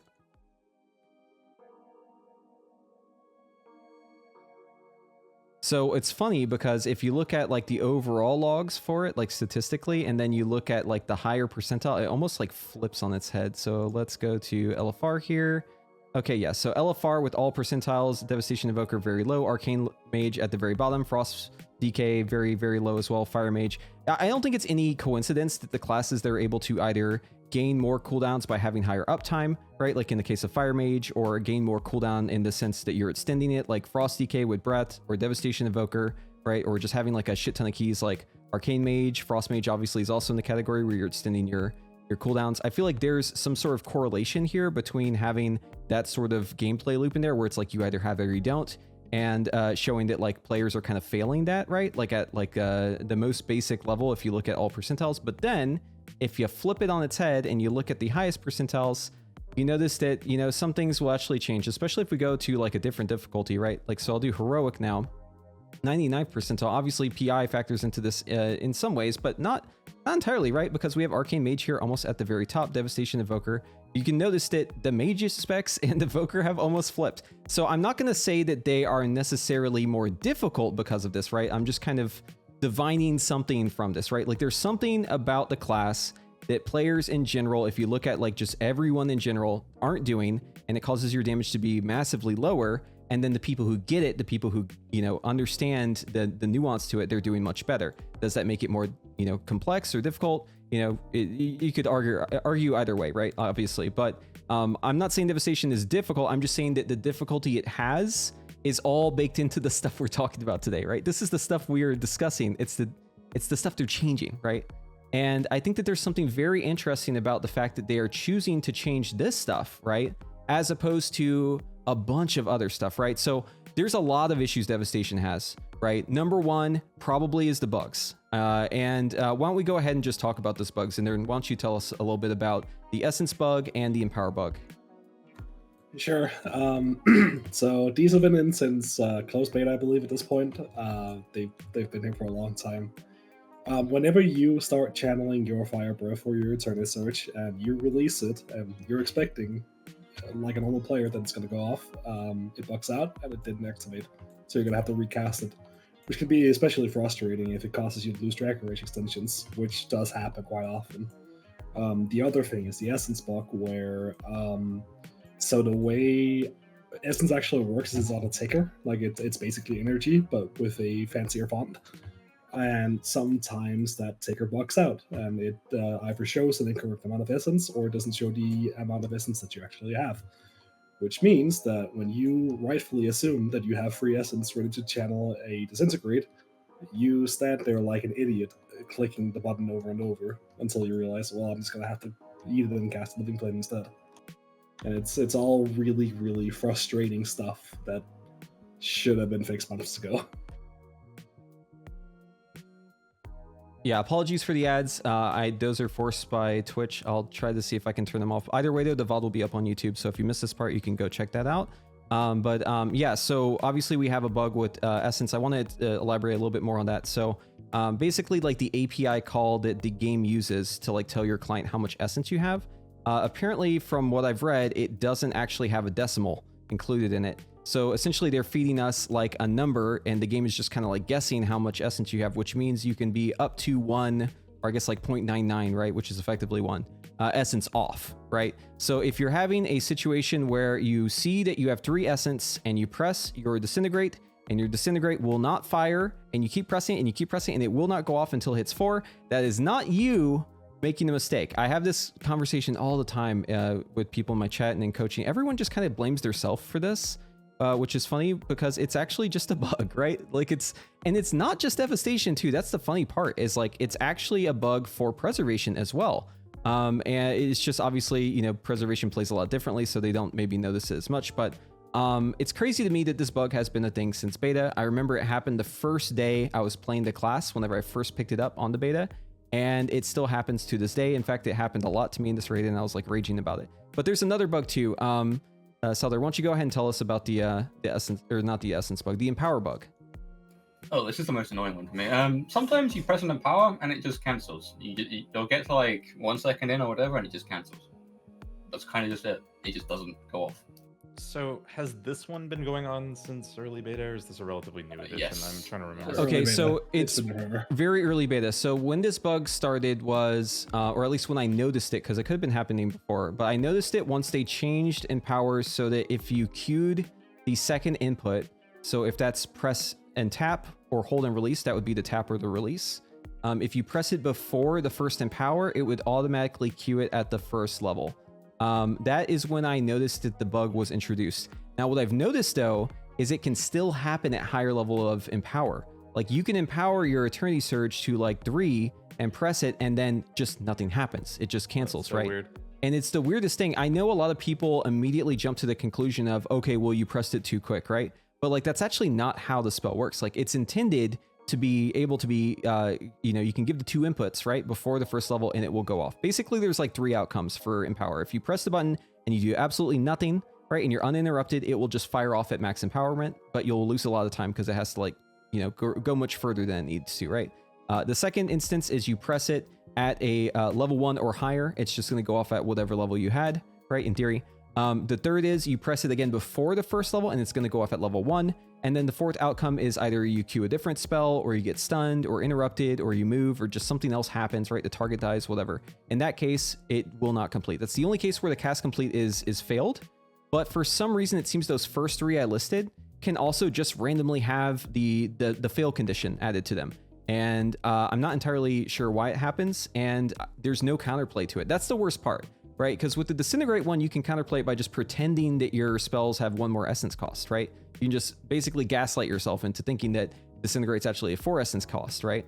But in this case, there's nothing you can do about it. And sometimes it happens multiple times in a row. I'm glad that that's also when you noticed it. So maybe this will help the poor Devastation developer that is listening to, maybe get a clue on when this started happening. I think it probably broke around the time that they put in that quality of life thing around the rank 1 sort of quick cast, let's say. I think that's what happened. But either way, you're right on the money that like it's got to be the most annoying, frustrating thing that just sometimes you push the cast and it doesn't happen. And these casts are really important right now, especially for extending Dragon Rage. And sometimes you have very little time to get them in before getting your extension. And if you miss it, you miss your extension and you feel really sad. And it's all really sad. So it's just not, it's not a good one. These two, there's a reason we keep bringing them up from time and time again. It's just that like, they really affect enjoyability to a pretty considerable degree, to the point where I've heard people just like get frustrated and stop playing spec because of the bugs. So hopefully these two, pretty please, I'm sure they're not the easiest thing to fix, but I hope we can see them fixed relatively soon. Hope and pray. Yeah, this is the primary reason why I went back to Shadow Cruise, the bugs. They just made the class not fun.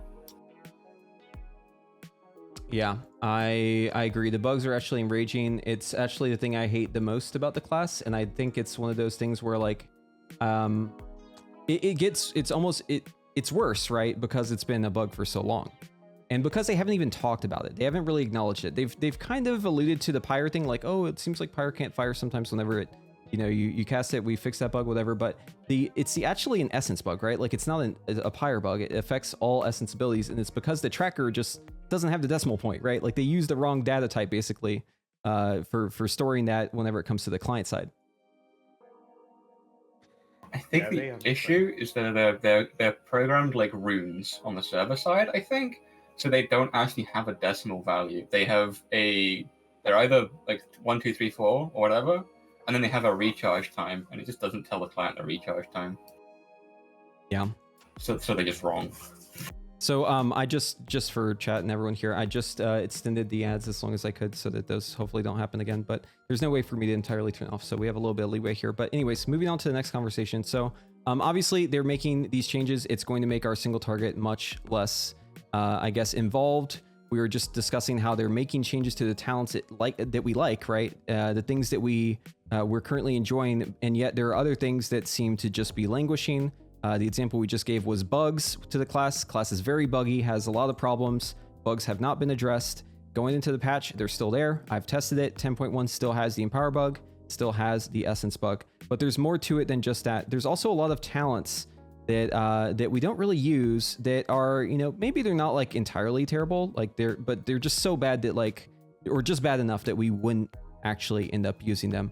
So Zindurn, why don't you go ahead and tell us a little bit about Iridescence and Power Swell? Or Jereico. Oh, sorry. I forgot I pushed the talk on. Go for it, man. Yeah. So Iridescence and Power Swell. Where to start? Power Swell, I think, is my the favorite thing I bring up for possibly both worst designed and worst functioning talent in the game. Where if you think about what it does in essence, is whenever you cast an Empower for 2 talent points, you can gain 1 essence. So the value proposition there is simply staggering. Yes. And then and to butt in and translate, Evoker gains essence at a rate of 1 essence per 5 seconds before considering haste. Yeah, so with reasonable haste, you will get about 1 essence when you have Power Swell. Then you have Iridescence, where casting an Power Spell increases the damage of your 2 deck spells of the type for 20%, which was buffed somewhat recently from 15%. And that isn't a terrible spell, a talent on its own. But is that really a capstone talent, first of all? And second of all, why is there a 10-second duration on it? Like, why did we have to spend it so fast afterwards? Yeah. So we're sitting there with like a bottom right side capstone that is both A, not very interesting, and B, is also very not exactly potent. And I think with all the imminent destruction, it was the same thing, but that was changed. It's actually kind of cool now. The only other one, it would be Whole Integration, which is just a flat increase on our fillers, not also just pretty boring.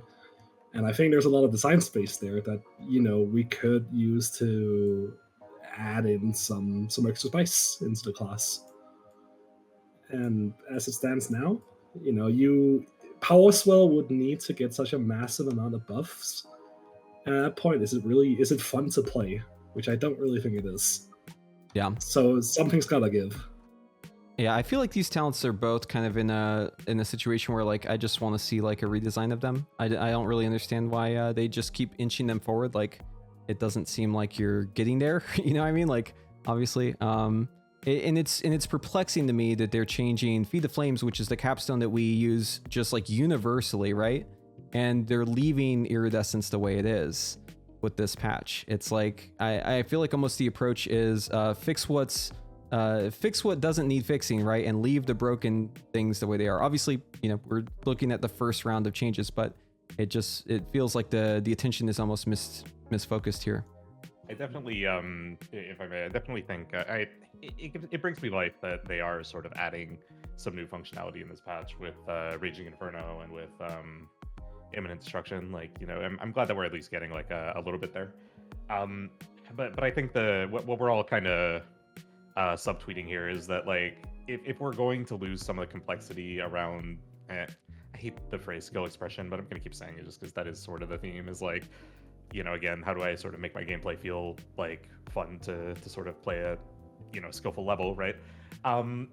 Is if we're losing that complexity, then hopefully it could come from somewhere else. It could be a talent that sort of changes our sequence of optimal buttons because it does something cool, or maybe it even gives us a new button that interacts with existing spells in a different way, right? There's room through talents, of course, to sort of spice up gameplay.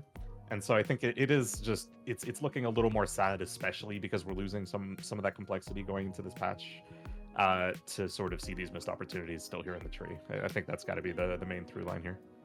Yeah, I also just want to go back and honorable mention for Hoarded Power being a pretty potent talent that is boring as hell. Yeah, I know, right? Unless you like gambling. It has the RNG. Yeah, I was gonna say like it. There is I mentioned in my post that Dragon Rage extension right now is a combination of gearing for haste, getting external haste, knowing the gameplay loop, executing it, and having a little bit of luck, right? So you want you want to spice it up a little bit. It's good for that at least, but yeah, that's about it for sure. It's not doing much. It's a little funny that it's like unintentional too, that they made like the whole hook of the class right now, at least for me personally, is like completely unintentional, right? With the extensions. That brings us into another talent. So I mean, this is a talent that like I don't really see people taking like at all unless it's like PvP, but Recall. So obviously if we're going to be using Imminent Destruction a little bit more, I think it's time for us to talk about Deep Breath a little bit. So Deep Breath, obviously very fun spell. Love raining down fire, like on paper, love raining fire down from above. But to me, this one feels a little bit weird because well, first off, we're not actually in the air, right? Like ground effects still hit us. And that to me, like immediately makes me wonder like what the, what's going on here, right? Like if the lore is that you're raining down fire from above and you're flying, but you're still being hit by roots, ground effects, fire on the ground, lava, it just feels really kind of wonky. Also, it's super dangerous to use as well, because if you just rip that like willy-nilly and there's something on the ground, it can just kill you, which is fine if it's something that's, you know, directed or it's just AoE damage. But if it's on the ground, I mean, come on, right? Like we're supposed to be in the air. Couple that with the fact that it's a little bit buggy, right? Sometimes whenever you're trying to use deep breath, it just won't go off. Or sometimes it'll just go like way further than it should, right? Think of Rezaget knockback, right? Like if you've ever deep breath on Rezaget to stay on the platform and then you've been killed by the beam because you were stuck in your deep breath for like 3 extra seconds than you should have been, you know exactly what I'm talking about. So I feel like this talent for recall over here, which is just like universally not used, right? Because it's a GCD, could probably do something else, right? Either you send off like a bronze dragon that looks like you and does the deep breath, or maybe just like make it off the GCD. I would just love some consideration for deep breath. I don't know if you agree, Saeldur. Oh, I like the idea of having a dragon do it for you, so I don't have to be stuck in that awful animation lock. It makes it so horrible to use. I was doing testing specifically for deep breathing and firestorming with Imminent Destruction for AoE earlier, and pressing the deep breath into the firestorm just made me want to like just uninstall the game immediately. Yeah, because no, this is a perfect caveat. So in AoE, right, like let's just like run you through how it's gonna look, right, in Paint. So like you start off, right, so like here's your evoker, right, and then here's all the mobs that you want to hit over here, right. So the step 1 is you got to use deep breath, which is this green line, right. You got to shoot through the mobs to hit all of them, right, but you need to land in a position so that whenever you use your fire breath, right, which is not coming up next, but it is coming up soon, so that you can hit everything with your cone. So you basically, you go over the mobs, right? You have to turn your camera while you're midair. You have to cursor macro your firestorm so that it hits the mobs, and the mobs are central, right? So if the tank moves them, they'll still be in there, right? And then you have to immediately pop your Dragon Rage, and you have a little bit of time, 1 GCD, to like kind of move your feet, shuffle a little bit while you're in that GCD. And then you're going to immediately fire breath, right? And you have to have a cone so that you hit all the mobs. Obviously, you want to hit all those mobs with that, into an Eternity Surge, which you would fully channel. And then after that, you're going to start throwing out your pyres, and that's when you can actually move. So I've kind of drawn like the Deadly Hollows here from Harry Potter, but basically it's like you're whipping your camera around back and forth and you're doing cursor macros constantly. And the whole thing just feels really, really bad to me personally. I don't know how y'all feel about that. Why don't you go ahead and tell me, Jereico? Deep breath has to be probably the most underwhelming 2-minute cooldown in the game, with the most awkward targeting that takes you out of combat for the longest time, that also has like the highest chance of just straight up killing you. Like, there's so much about it that's just so dangerous, so frustrating, so clunky, and the fantasy is there. I love the fantasy, don't get me wrong. Let's jump up in the air and rip some fire on our enemies, and that's awesome. But it takes too long. It takes you, you lose control of your character. It's super dangerous in M+ and in Raid for so many reasons. Swirls on the ground, enemies coming at you, like aggro. Aggro, yeah, you're closer. Yeah. Oh my god.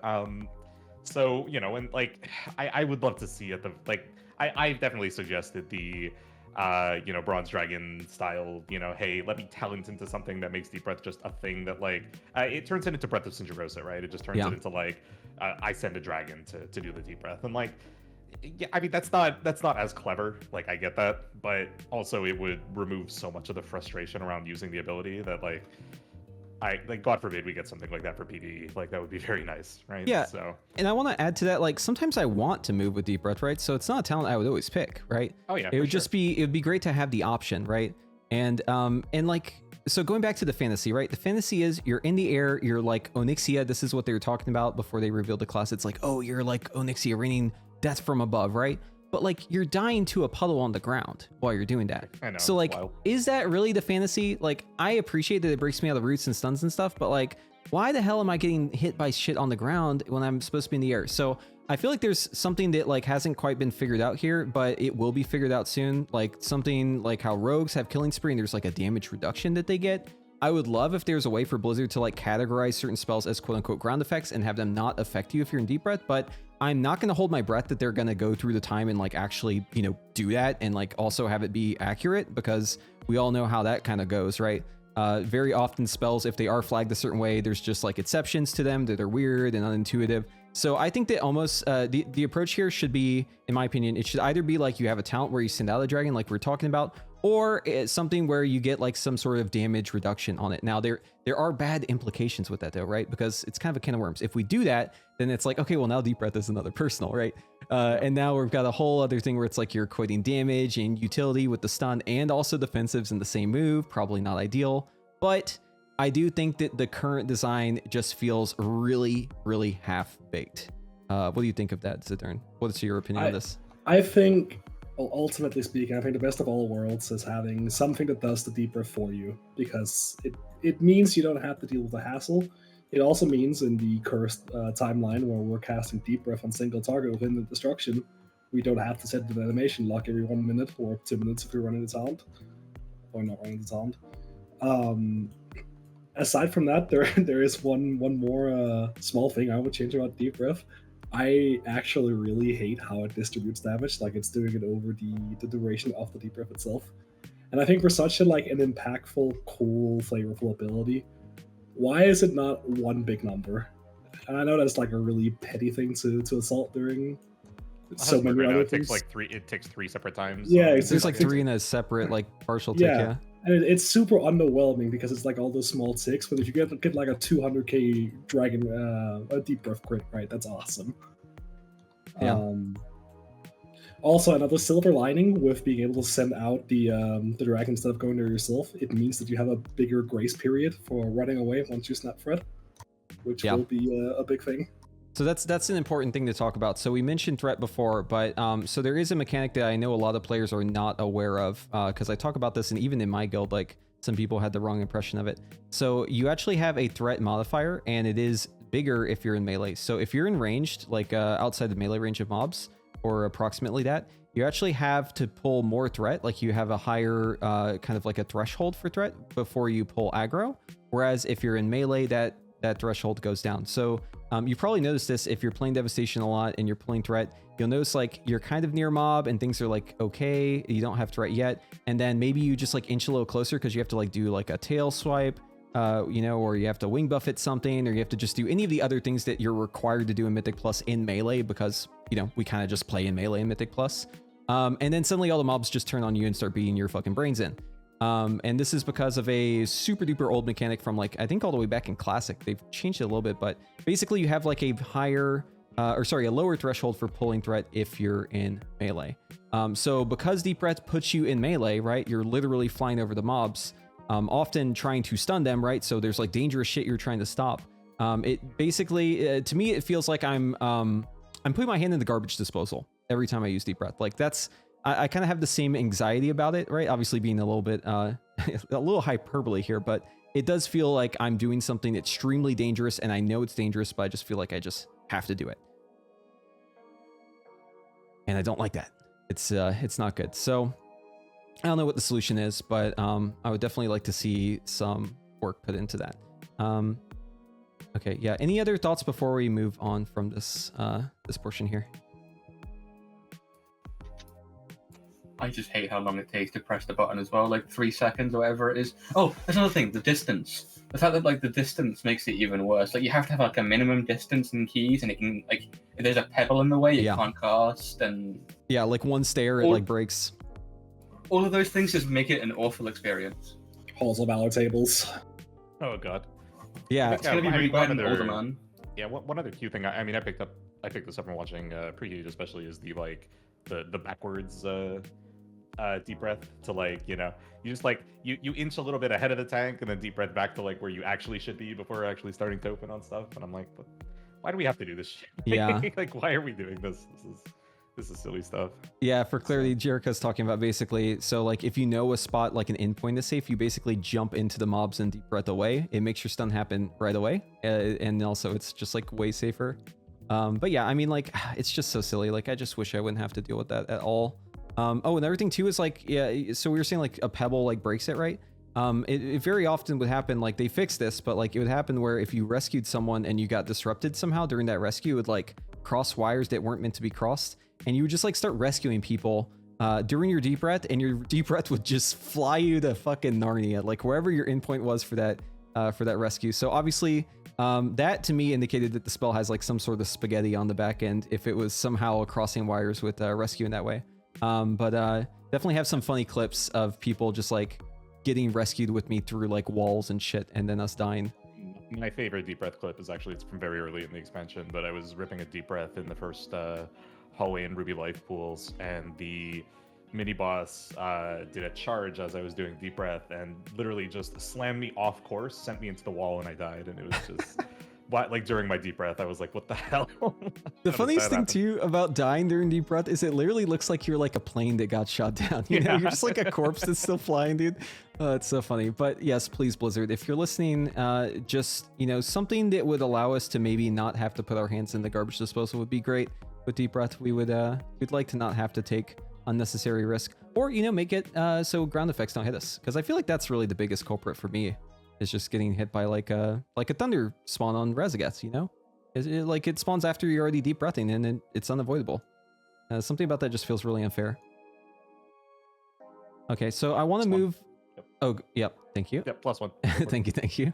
So I want to move on to our next topic. So looks like we have about 30 minutes left. So the takeaways, right? Big takeaways. Is there anything else that we want to kind of discuss here before we move on to questions and answers? Because I think we've pretty much talked about everything, but I want to just make sure we haven't missed. Is there anything else, Jereico, that was on your feedback? I know you put a really good feedback post up on the forums. Why don't I pull that up real quick just to see? Yeah. Someone else. I'll take a quick look. Also, like, just to plug this really quick. So obviously be respectful when providing feedback, chat, but if you go on the forums and you see something that you like, make sure you click that little heart symbol. So if you see Jereico's post, be sure to click that thing, because we want to make sure that they know how we're feeling about this stuff. Whenever they look at feedback, they kind of just look at everything. So, you know, if you have your own take too, just make sure you post that, but just as always, be respectful. Yeah, there's a couple more details in there about like how Disintegrate ticks and how it's different from like Mind Play and that kind of thing. We talked a little bit about that in clipping. We don't need to necessarily talk about that right now, but there's a little bit in there about that and how changing how Disintegrate how Disintegrate ticks could help with some of this, abuse of clipping as well. So just something to note on that one, that's actually included in the feedback as well. But aside from that, I think we covered most of the 10.1 things, as well as some things that I didn't mention, but that are very much top of mind. So that's a good spot. I think now would be a good time to kind of segue into how our survivability feels, because this one for me is a little bit mixed, right? Like I feel like Devastation has very strong survivability under certain circumstances. Like if I know the damage is coming, if it's predictable, if it's especially if it's like physical damage, I feel like I'm very good at surviving when other people maybe have a harder time. But obviously I'm not like a warlock or a rogue, right? Like it's just like definitely feels at least passing. But then there's other times where I feel like Evoker survivability just feels like completely fail. Like early progression on Razagats, whenever we were having damage and we didn't like have all the healer stuff assigned, like I was dying, or like a hunter would die and like everyone else would be fine, even though they didn't pop up personal. So I'd like to maybe pick your brain a little bit, Zindurn, about how the Evoker survivability feels to you. So for me, I think this is also with a grain of salt that I did progress most of the tier for in lower world rankings. So I didn't get to Rassus early, I didn't get to like the later bosses, and that is a massive difference in terms of how your defensives feel. Because you have less health, you have less stamina, and obviously your healers are doing less as well. So I felt really tanky. It was having stuff like regenerative magic keeps you to 50% whenever you're below that. But the issue for us, I think, is that one, you don't want to be using Renewing Blaze as a defensive, not really, because it is a very potent offensive with Scarlet Adaptation juicing, which kind of leaves you to having two charges of Obsidian Scales, which is on 1.5 million cooldown each. And how powerful is that defensive? Not very. I mean, it's 30% for 12 seconds. It's not awful, but if you're getting unlucky in terms of the mechanics assigned to you, that's when it's scary. Right? Yeah. You get an extra bomb, you get a sparks not quite placed in the right position.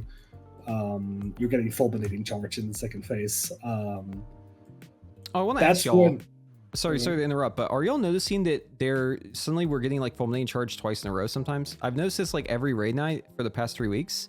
Whenever I'm doing Resurrect Mythic, I will always get 2 fulminating charges in a row in phase 2 and phase 3.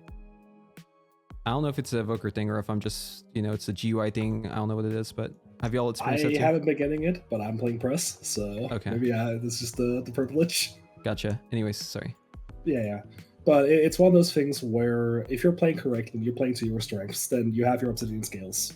And if you're getting unlucky, you're either going to need to get externals or get out of dodge. And that sucks. Yeah. But I'm not really sure what you do to properly fix it, because it's not that bad off, and it's not like, Panacea, Verdant Embrace was buffed a little bit as well. So there is some self-healing. Yeah. But I mean, it's pretty middling overall. Like, we're not mages, we're not warlocks, we're not rogues. But maybe we don't need to be with the amount of ability that we have. So it's always having to weigh that against, like, well, what is the field and can I compete? And I think you can, but I think it's on a tighter leash. Yeah, I think. Oh, go ahead, Jereico. It's just that it is all very proactive tools at the end of the day, and the fact is that, like, I don't know, maybe this is the other part of playing Evoker at a high level. Managing hover and proactive use of your defensives so you don't die. That's the skill expression, right? To some extent, that almost is what, like, for me the big thing is progging on a fight.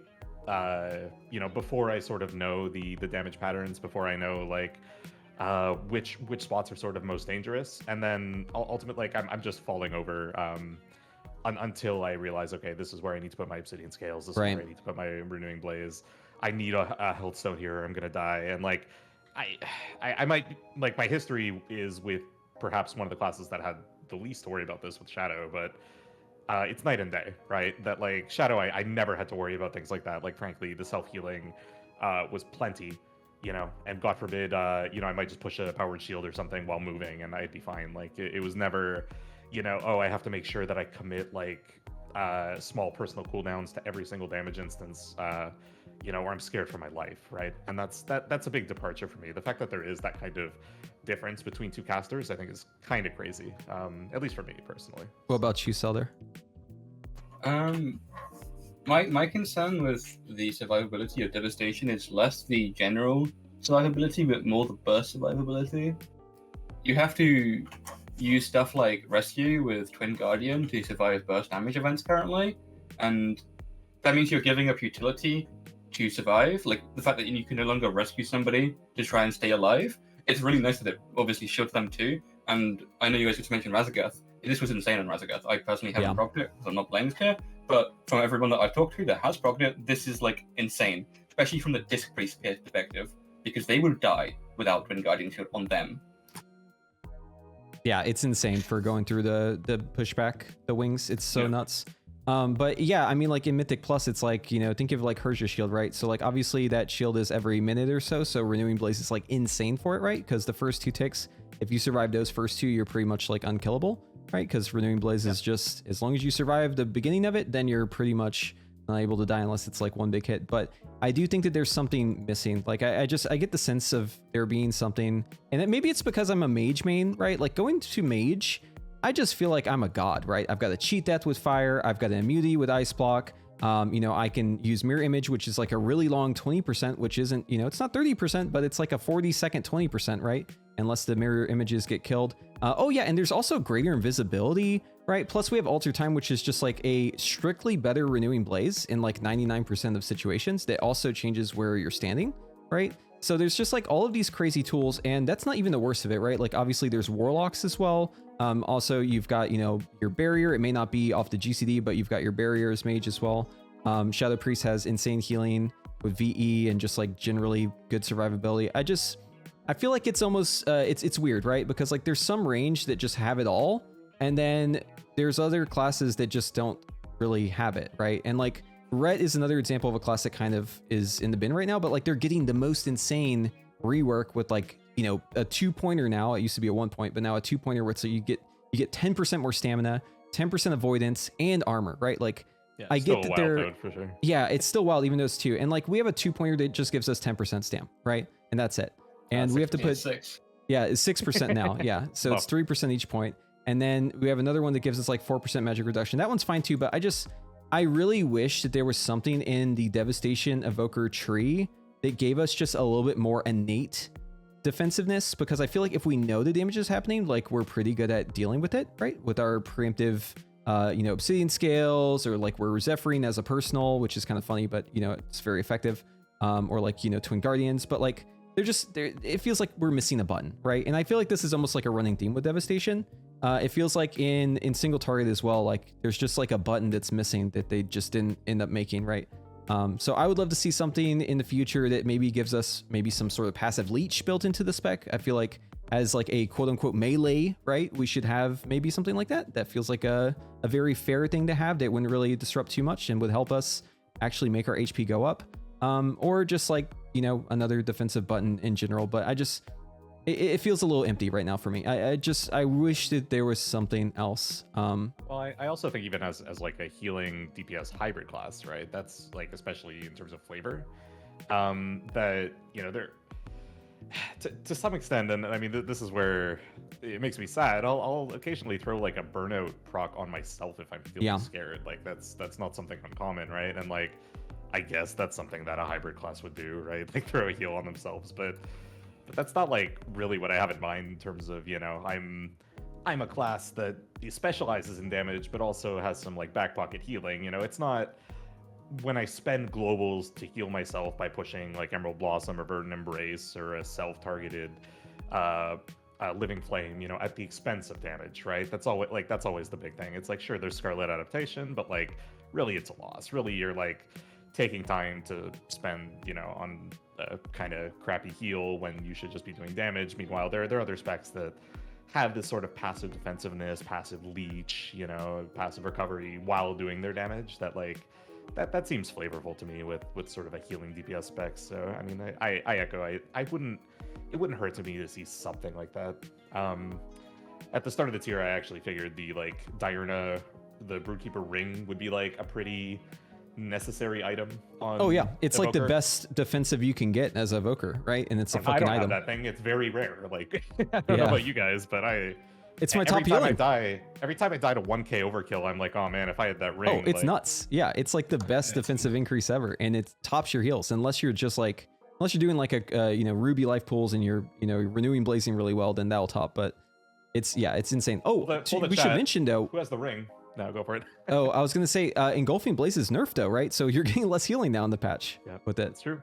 Yeah, which is another thing that kind of stings, right? Because I can't tell you how many times I've been about to die and I use a burnout proc, and that's the only reason I don't die, right? Because I hit myself with a burnout, or like if you're pugging keys and you're with kind of subpar healers, it's really important that you're like healing yourself, right?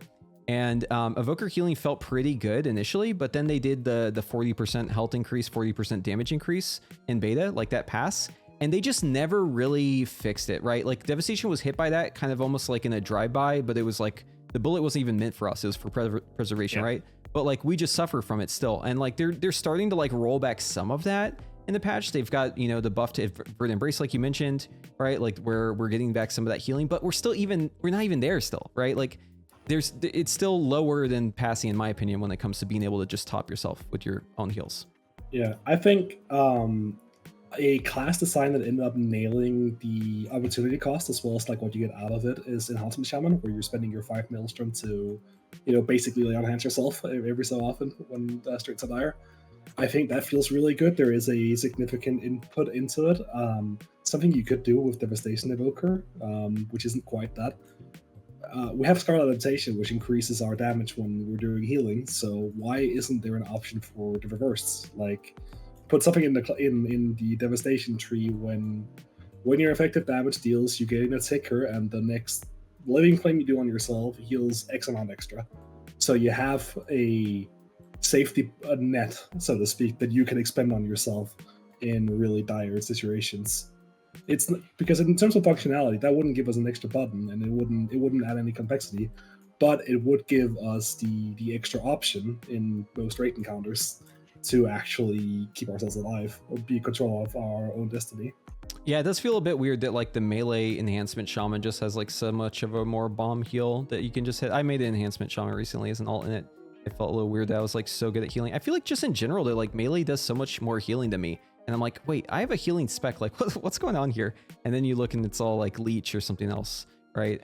So I don't know. I feel like in a way we're almost like taxed by the fact that like a lot of these spells have to have preservation in mind, right? Like they can't make Panacea really, really good because preservation, even though they hate the button, like if they were pressing Emerald Blossom a lot, like that would just do a shit ton of healing to them, right? And I think future. Yeah, I kind of wish there was just something else passive, leech, absorb, just like something, right? Just something else would go a long way. I think there's a couple of things that have also been missed here. Like I know you mentioned the healing, but what I also think is lacking is there's a missing short cooldown defensive. A lot of classes right now have somewhere between a 30-second and a 60-second, like 10% damage reduction, as well as typically a little bit more damage reduction on the tree. The only other classes that doesn't have that is like Ellie right now, and that's just like that class cries. But like the short cooldown on Devastation is taken by Renewing Blades, which is really nice when it's nice. There's a lot of time you just get killed through it. Yeah. I feel like that's almost something. I feel like that's almost what Ver Embrace is supposed to be, but it just like doesn't do healing. And it's also it's way worse if you're healing damage as opposed to like mitigating damage too. Back also, if you remember back during the start, all of the heals did way more. I don't know if they were quite close to double what they currently do, but they were, and that was before they nerfed health. They nerfed the health on everybody, and they also nerfed the healing numbers on all of the heals. And this is what Pre mentioned, is that there was a point in beta basically where preservation had a minus 40% aura applied to it, and they baked it in. And unfortunately, what happened was, I'm not gonna, specify what their targets should be in terms of how hard our heals should hit, but I'll be honest, the heals felt good then, before they baked that in, for Devastation, right? And then after that baked that in, the heals were hitting for pretty much nothing, right? Yeah. And it was like, okay, great. They've been chasing that ever since. They've been buffing them like a tiny bit here, a tiny bit there, a tiny bit there for Devastation. Now we have things where like Living Flame heals for more as Devastation than it does as Preservation, right? They have like, kind of separate tooltips now, and like they've been moving in that direction, but generally speaking, the healing is still like pretty weak per cast, all things considered. You could still kind of spam Living Flame to some, to some extent and like recover your health. And I know this is like a PvP consideration, let's say. I'm not a PvP guy, I don't think most of us are. It's not very effective in PvE, especially when like, you kind of stack it up against how other classes mitigate and stay alive. There's other things though, like if PvP balance is a concern, Blizzard has a separate number for PvP tuning. They can just buff it in PvE, and then lower it in PvE by like 40%, and the spell will still be fine. The other thing is they can also change talents depending on what spec you are. They have used it on a few other classes on the tree. So for example, Panacea could be 250% like it currently is. But then if you're like on Devastation, it goes up like 400. Or they could use an aura to do the same thing. But they have the ability to do that kind of stuff. And while it kind of sucks to not have every single class being the same, I think the Devastation just does need something extra to stay alive right now. Like being able to just top yourself would be good. I think someone in chat, Sirena, just mentioned that like an absorb like the ring would be nice. And something like getting an absorb from fire breath damage would be great. Like, how like Warlock has the shield, Priest has the shield. Having fire breath like give you up to like a 10 or 15% absorb shield based on the damage it does, like probably like a 10% leech number on it or something, a 15% leech number and a maximum cap. It would give you that small amount of extra mitigation passively to damage events by just being alive, and it would take off chip damage, and it would help a lot because you're not going to get chipped down. Without self-healing passively, you get chipped down. Yeah. And you can literally watch it, like the shield goes up on Rezagat, right? So everyone has like 33 times damage, right? Whenever they're stacked with their marks, right? And you can just watch the raid frames, like Evoker health just stays the same, and like everyone else, almost pretty much every class in the game else has their HP either going up passively from just dealing damage or some other aspect, right? There's very few exceptions. Mage and Hunter to an extent, depending on which pet you have. Obviously, Leech pet is best.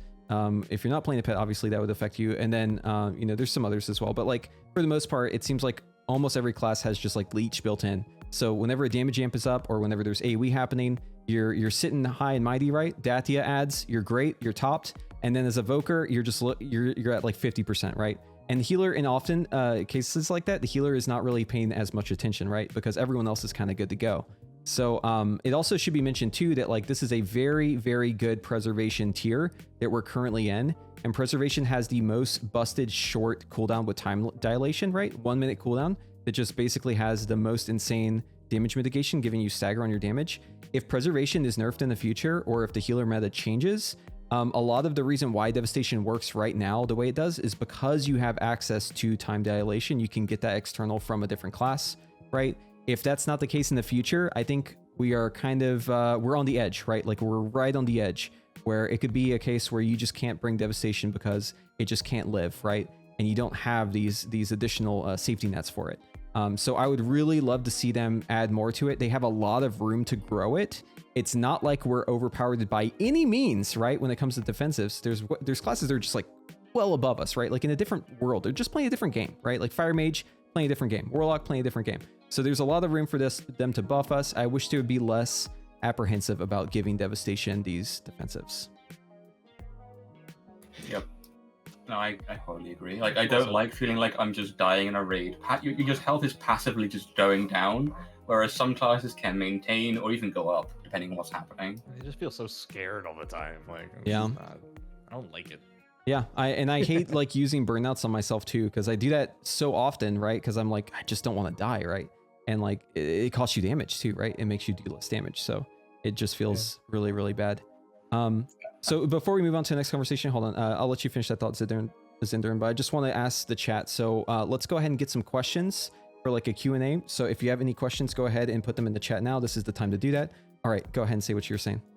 Yeah, I was thinking that maybe the justification is the amount of ability that the Evoker has, like to not stand and stuff, to not be hit by outside effects. But then I think, well, Preservation has the same amount of ability, and it's an immortal spec as well, because you have self-lay on hands on Burden Embrace every 15 seconds. So if that's the justification, I don't agree with it. And it's the only one I think that even like sort of makes sense. So yeah, give us a little bit. The other thing is, you can tell it's especially this tier because if you look at like Blue Silken Lining and what specs can run it, like Warlocks can run it, but they play Amis currently, and Shadow Priest can run it, and they do. And the uptime on like Blue Silken Lining, even on hard fights, and the Shadow Priest is like 60+%. If you try running that on a Devastation Evoker, you're like less than 30. Yeah, you're gonna be like 27. Yeah, it really kind of shines a light on how imbalanced the defensiveness is. Okay, so I saw a question I want to immediately jump on here because it kind of opens up a wider conversation. So Farsteer asked, what would you like to see replace the staff next season? So this is actually an important note. We are still keeping our staff effect, it seems, and it's probably worth it to at least start the fight with your staff on, get the zap out, and then swap it, right? Because you can swap your weapon in combat. Obviously, there's a whole other conversation for Mythic Plus. I'm not going to get into that, but it seems like there's some incentive probably for you to get a Mythic staff now, even in the next tier, unless they do something to change it. And if they do change it, then we also, in that case, kind of bad too, right? Like we just lose our staff single target, which is a good amount. So Saeldur, how much are we losing in terms of DPS if they just disable the staff? It's about 3.5%. 3.5%. Okay. From the staff is giving us about 3.5% DPS right now. In the sim I sent you earlier, that was the no Egu. That was the staff turned off. Okay. Same weapon is still equipped, same eye level. It's just I turned off the active ability, and that's how much damage you lose. And another point to note is the weapon doesn't actually do that much damage. It does a lot of damage, sorry, but it doesn't do that much damage in the terms of like what if you had other things to do, you probably should be doing other things. There's a very high chance that using it is only going to be good very early on in the tier before we get high eye level. Like so on progression, you're probably going to weapon swap. But after progression ends, you're not going to want to use the weapon swap anymore, thankfully, because you're just going to do more damage during your regular rotation. Because another thing that no one seems to know most of the time is weapon swapping costs you a global. Yes. And it's an unhasted global, 1.5 seconds, and that will be during Bloodlust. Swapping is bad. But early on, it could be worth it because you're going to be able to pre-pull with it. You're going to be able to pre-pull, get the 1.5 second part of the cast off before the pull. and then pull with the laser beam. And at that point, yeah, probably worth, but only once. But Saeldur, I think you can weapon swap during deep breath. Can you? I think so. Imminent destruction, baby. Let's go. PTR right now. so So I'm just janky. saying. I think. Dude, could you imagine? I think that's the tech. You open with the staff, you deep breath immediately for imminent destruction. While in the air, you're swapping your staff. This is I'm doing it right now in the PTR. I'm just saying that's. Oh I think my that's the play, guys. god, Get me I out. hate this. Get me out. I Get can't me stand. out. I hate it here. Okay, yeah. So I mean, obviously we're losing the staff damage. I think it's pretty clear that they need to do some form of tuning for us because we're losing a lot of single target with these changes, right? Like if they want to move forward with this stuff, our single target's kind of in the bin, I think, especially for Mythic Plus talents. I think they should disable the staff and put it as an early talent point. You'd Because want I a think talent if point they- for it. Oh, just an early talent point instead of one of the boring ones we have now. I think would Yeah. be super cool. I think it should And- be. Oh, go ahead. Sorry. Yeah, you know how Godzilla powers up, like the scales slide up from bottom up to the top, and then like the big beam comes out. I think that would be super cool. Yeah, I mean, Instead of just holding up. I like the Okay. idea, but like having it be a talent, it's like such a boring talent, right? So like I kind of hate it as a talent, but also I'm like, I like the effect. I almost just want it to just be like a baseline thing, right? Just like give us like a new ability, right? After the staff has gone retired, just every evoker gets it just for free. Just new ratio, kind of, in a way. Yeah. I feel like another thing with that is I feel like the Evoker does not need long cooldown abilities like the staff. They need some short cooldown abilities that add something to the rotation, and adding staff does not add anything to the rotation. It's just a button you press and do damage. I'm gonna say you're so down bad to add this like 4.5 second like beam every 3 minutes. That's Yeah. That's how hard ain't we're hurting cheap. for like anything, right? Yeah, that's how that's how but, bottom of the barrel we are looking for complexity. It's like, oh, chilling the staff is a skill expression. You know what I mean? I think you mentioned. I hope this doesn't derail, but I think you like in our conversations mentioned something like making Shattering Star contribute cooldown reduction or something as like one possible like little helpful thing that could help a lot of our goals here. Is but buttons like Shattering Star are very cool because they add flavor to our rotation and sort of inform how we order our spells and when we bank resources and that sort of thing. Like that's very neat. But it almost seems like there's a world where stuff like that could be at odds with our cooldown reduction minigame and various other little things. So if they could find a way to like improve and add on more stuff that layers on similarly to Shattering Star, but also make sure that stuff is not at odds with our like disintegrate uptime game and our like cooldown reduction game. I think that's pretty important, just to make sure that stuff is still helping us with those goals. So yeah. So we have another question from Silver Prism, who asked, what would you add in lieu of clipping for complexing the rotation or change? Zindurn, you want to answer this one? Yeah, so I thought about it a fair bit when I was thinking on what we need to be adding back, and the answer isn't clear to me, but I would love something on a short cooldown that has an inherent minigame in it. I think something like an execution sentence on a short cooldown where you're amping some damage and it explodes. can you really elaborate focusing- on what that is, since I'm a Shadow 1 trick and a Devil 1 trick? I have no Sorry? idea what that spell That's a is. 2-trick. Oh, sorry. So what execution sentence does is that you hit the boss in the head and it charges damage and it explodes at the end. Yeah. There's a lot of permutations on that, but the long and short of it is, I think we could get like something that marks, and then we've built up so we have some essence burst going into it. We have enough essence, like similar to like our Shattering Star window, but like to a harsher effect. I think that could be cool, but I don't have like a great answer in terms of what makes the gameplay loop interesting, because I think pressing Disintegrate is really fun, but I don't want it to be all it is. Yeah, for me, I'm thinking like Blizzard, right? So I'm not adding new stuff. I'm just like playing around what they got in the first place. And like, I think if you had something that fundamentally changed your Dragon Rage, like how it feels to be in cooldowns, I'd be happy. So I would like to see causality first off go off of ticks of Disintegrate, right? So that if you channel it faster, it's actually better and you can actually still chase Dragon Rage. I would like them to at least give 1 more second back to Animosity, right? Give it a little bit more wiggle room, and then make it so that there's maybe a talent or something baked into Dragon Rage where it also makes your disintegrates channel considerably faster, right? So essentially it'd be like baking in almost like our own PI into it. So whenever you're in cooldowns, it feels like things are much faster paced, and they're also, it's like the razor thin margin, right? Like between getting the extensions and not getting the extensions, there's still that loop of like, okay, am I gonna get the extension? Am I not?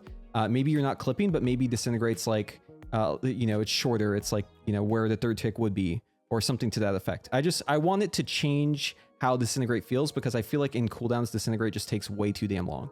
Like I'm just sitting there watching my screen like, okay, I've got time to go get coffee basically before it goes off. So I thought that disintegrate could be compressed to one global under certain circumstances. Like that's pretty interesting for sure.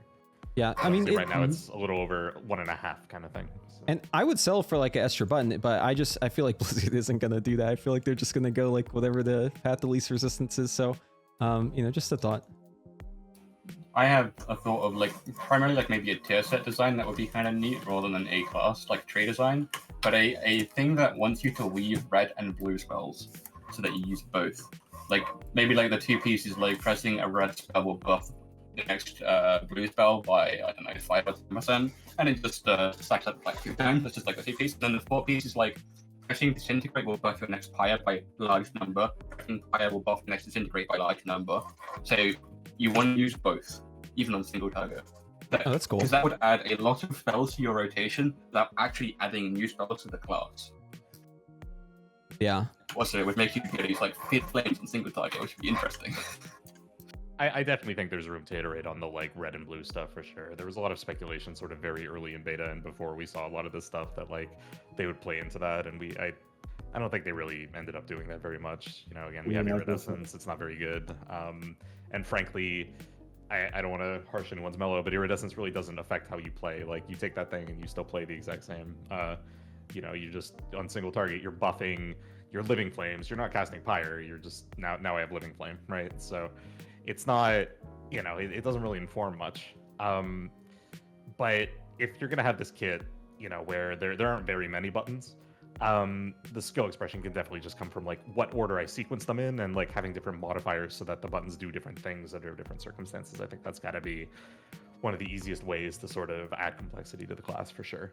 I'm very curious to see what they come up with for a set, and I think something that encourages like the odd pyre in single or the odd disintegrate in multi is definitely a way for them to go. So I like that direction for sure.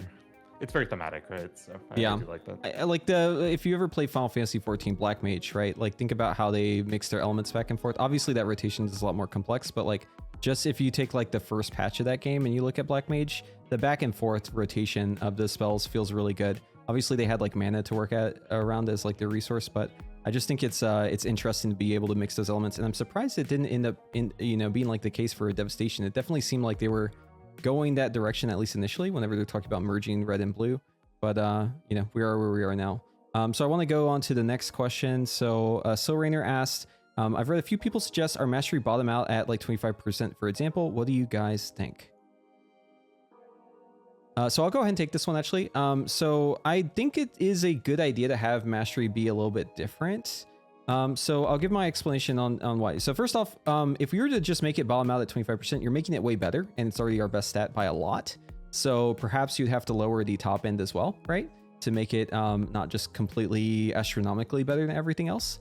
But I do think that there is something there. So from my like high-end rating perspective, right?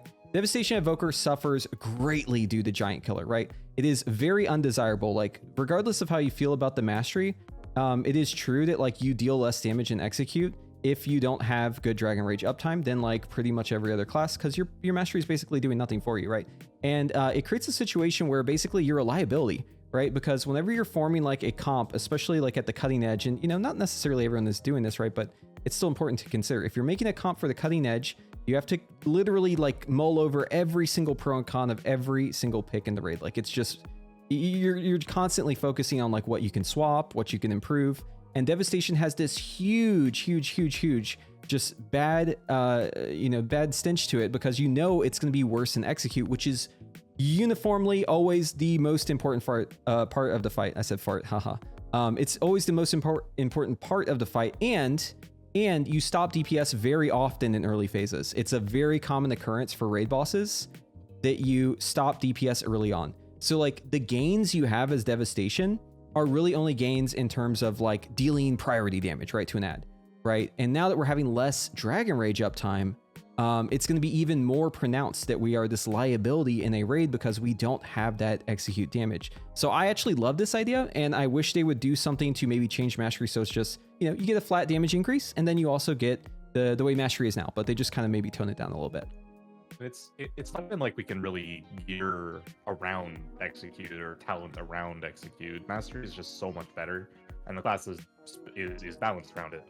That, you know, you can't just be like, oh, I'm gonna build create haste for this boss because I need to be able to show up in P3. Like that's not how that works. You'll just take a different class.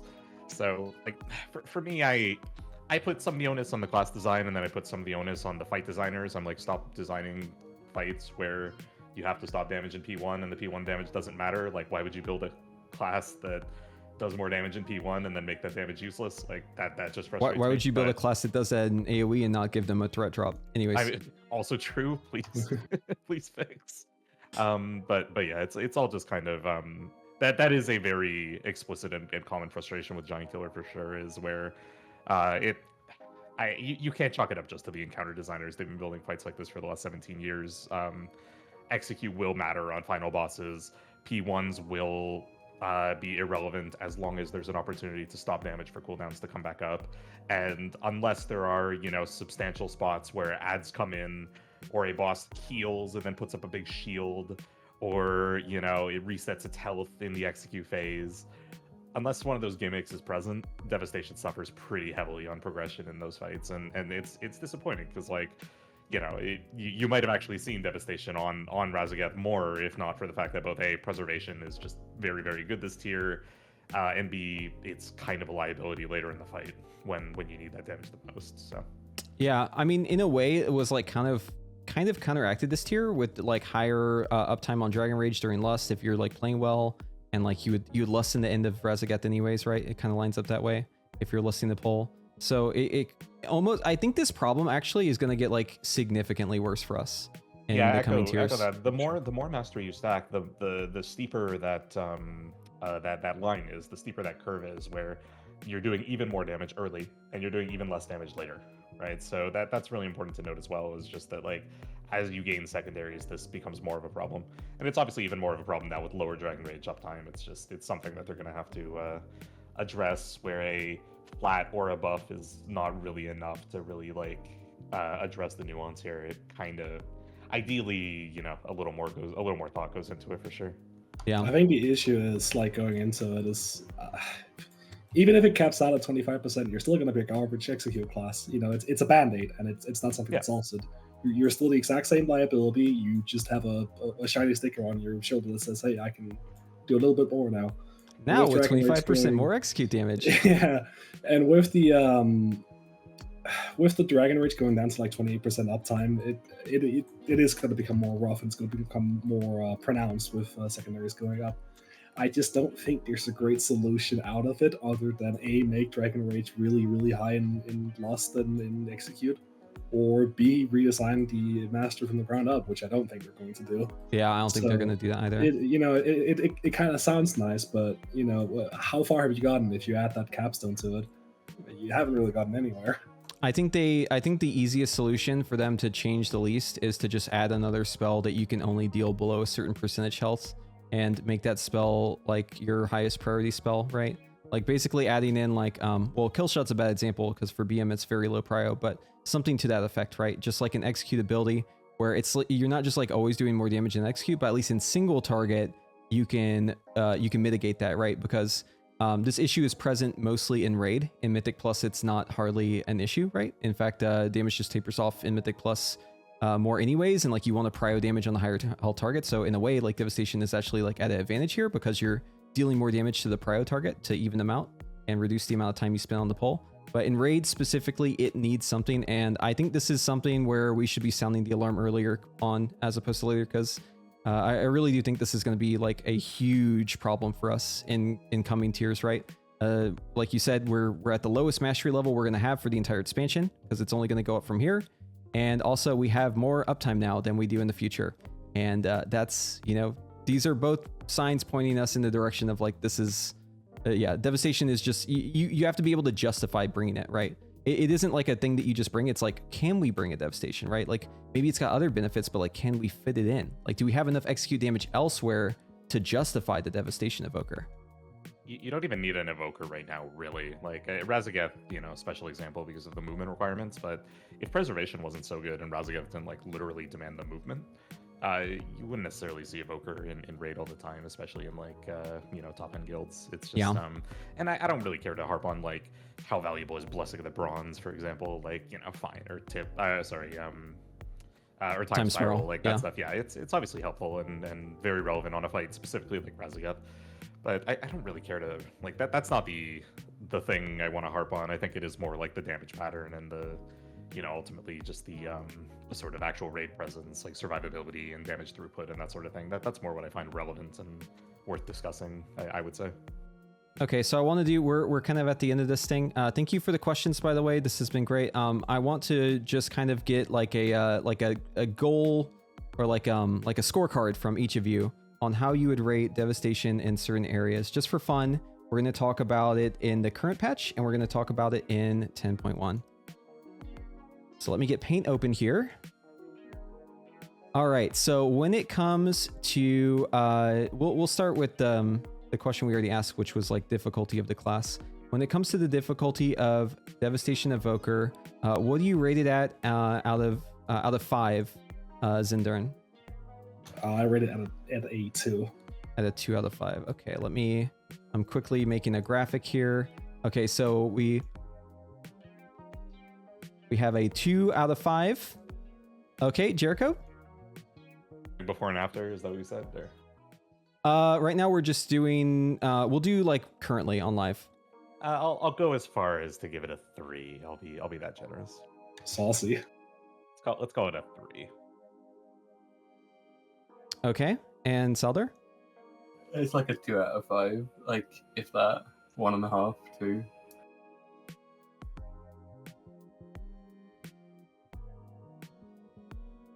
All right, and then I think it's a 3 out of 5. Like solidly 3 out of 5. Not any closer to any direction, just right there. And that's only because of the clipping and stuff. Yeah, I think if you have experience talking with like new players and like maybe who haven't like figured out the spec, it's pretty clear that there's a little bit that's unintuitive and requires a bit of explanation. But once you're there, I think. So.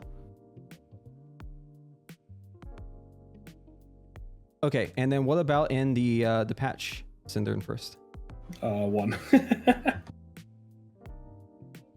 Okay. Jereico? If we're doing half ratings, I'll give it a 1.5. I think there's a half point reserved for like hover play and uptime. I give it a 1 out of 5. And Saeldur? It's a 1 out of 5. Still trying to see if you can go to 0. 0. I mean, it's just be an out of 5, but I can't say that was rude. Okay, so let me label this real quick.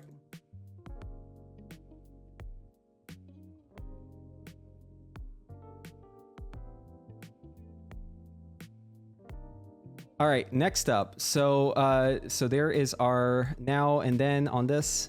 So when it comes to your viability, like how much we would want to bring an evoker to the raid. Let's say you're a raid leader in a CE guild, right?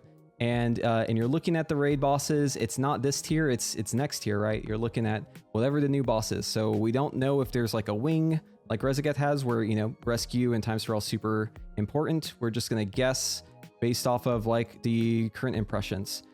So where would you rate Devastation Evoker in terms of how viable it is or how much you would want it in your raid comp, Jereico? Oh god. Okay, so not having looked at any of these fights and assuming that we can expect like a final boss where maybe there's just assume the normal. Next few days. I think it's a 2. I think if you have a good Devastation Evoker, you can bring them and they won't hamper your progress. But I don't think I'm going out of my way to try and bring a Devastation, especially with like the ST nerfs and that sort of stuff. It's not looking great. All right, so we go with a 2 out of 5 in terms of viability. How about you, Zindurn? Okay, so important question: is the Devastation Evoker allowed to go Preservation? No, they are one trick on the on Devastation train. I think Jereico hit the nail on the head. If you have a really good one, especially in like top 500 guilds, you're probably still happy bringing one, but it's not really. It's never going to be a necessity in the way it's signed. So yours is 2 out of 5 as well. Yeah. All right, how about you, Saeldur? Is this currently or? This is in the next raid, assuming that they make the changes in 10.1 and those are realized the way it is currently. Like 1 or 0.5 out of 5. I see literally zero reason to bring one. Oof. Although, of course, your players, like if you're in a not a high ranking guild, it changes and you can bring one. But like, if you actually are trying to like get like I don't know top 20, top 50 or something, you just bench every single Devastation Evoker. It brings nothing to the table. Gotcha. Yeah, so I'm not gonna be that. I'm not gonna hurt the Evokers feeling that much, but I do think a 2 out of 5 is where I would put it. I think that's fair for like most people. It's just high end is a 1 out of 5. Yeah, and then so next up would be like your survivability in terms of like where it ranks against other classes on a 5 scale. Once again, Jereico, where would you place it? I think on a 5 scale compared to other classes, it's just a 1, right? Like, it probably shares that with like, I don't know, what, Hunter? I don't know, it's got to be one of the squishiest specs, like if not the squishiest at this point, even with the changes to defensives. Gotcha, 1 out of 5. Okay, and then Zindurn? I don't know. I think we're solidly ahead of Ponders with stuff like regenerative magic and the little bit of self healing we got. So I'm gonna give the Mercy 2 out of 5. I'm happy to be wrong. I don't play a lot of these other specs, right? So like, bear with me. Well, no, I mean it's second squishiest range. It's still pretty squishy. Yeah, for sure. And what about you, Saeldur? It's a 2.5 or a 2. Like it's probably a 2.5. Yeah, it's not actually that bad. It's just has massive concerns. But it genuinely, if you use your buttons, you aren't going to die to most damage. Yeah, I agree. Actually, I think it's a 2 out of 5 as well. I definitely think it could be better, but I think it's like solidly in the middle. I guess like which I mean, I don't want to derail too long, but like which specs are obviously worse? So I think, I think it depends on the kind of damage that's occurring, but I do think that like Hunters definitely have it worse in some cases if Turtle's not very good, right? Or if you're doing an encounter with honestly, I don't really know many other classes that well, but there's definitely cases where I feel like I'm a little bit better suited for damage than some other classes, right? I think Renewing Blaze can be a lot better than Alter Time sometimes, right? It just kind of depends on like the kind of damage that's going out. And let me just preface this by saying like I think 1 out of 5 out of that 2 out of 5 is Renewing Blaze, and then the rest of it's like Obsidian Scales. I think that's a fair assessment. Sounds good. And then, so the last one, and this is going to be the most fun one, is how fun do you think it will be to play Devastation Evoker in 10.1? Jereico. I like my Devastation Evoker. I have fun on live. If I thought it was less fun than Shadow, I'd be playing Shadow. So generally speaking, I'm pretty happy with like being a dragon. But all things considered, right now, on the whole, the 10.1 changes make the spec less fun to play, I would say. I think there's a lot of room to make the spec more fun to play. So I'll give it a very generous, like 3 out of 5 on the basis that right now I'm having a blast. But I could be having more fun in 10.1, I think, with some tweaks. Okay, so I hear that right? You said 3 out of 5 for the next patch? Yeah, I'm a happy dragon boy to some extent. What about you, Zindurn?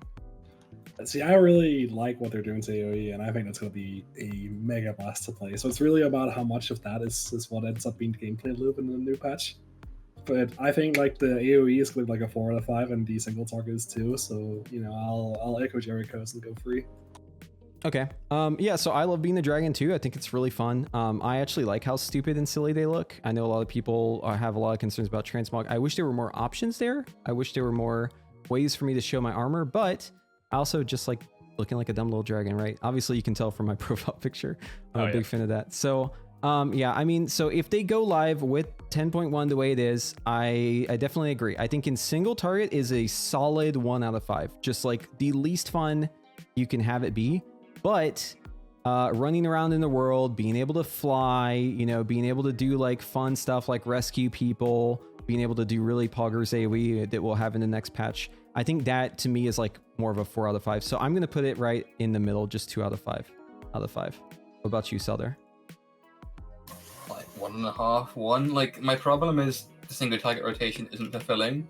The AoE rotation is nice, but it's simplistic. And then there's just the bugs. It's just the bugs are a solid -1. Like, so I would have given it maybe like a 2.5 or a 2, like you've got there, but the bugs take up the point. It's just without them, this is why I don't want to play it. It's just the bugs and the single target rotation isn't fulfilling. Okay. And then, yeah, so I mean, that's obviously with the 10.1. So this will be the last thing we do. But if you, so on the same question of fun, if they took the rotation and let's say they listened to this and they were like, you know what? These guys have some good ideas. We're going to do all this stuff, right? Magic fantasy scenario where they're adding complexity to rotation. They're fixing some of the mastery issues. Now, where do you rate it as a out of 5 on the fun scale? This spec has so much potential. It's brand new. There's so many doors that they can open. They can add fun through tier bonuses, new interactions, new talents, and they just need to kind of sit down and make it happen. So let's put down a 4.5 out of 5 and the half points that I know they're not going to fix the bug in time for next patch, but they're the bugs. But there's so much time to actually like iterate and build out some cool stuff. So I'm hopeful. I think some of these big pain points can definitely be addressed, and we'll just have to kind of wait and see. So for this rating, do I make it before or after I wake up?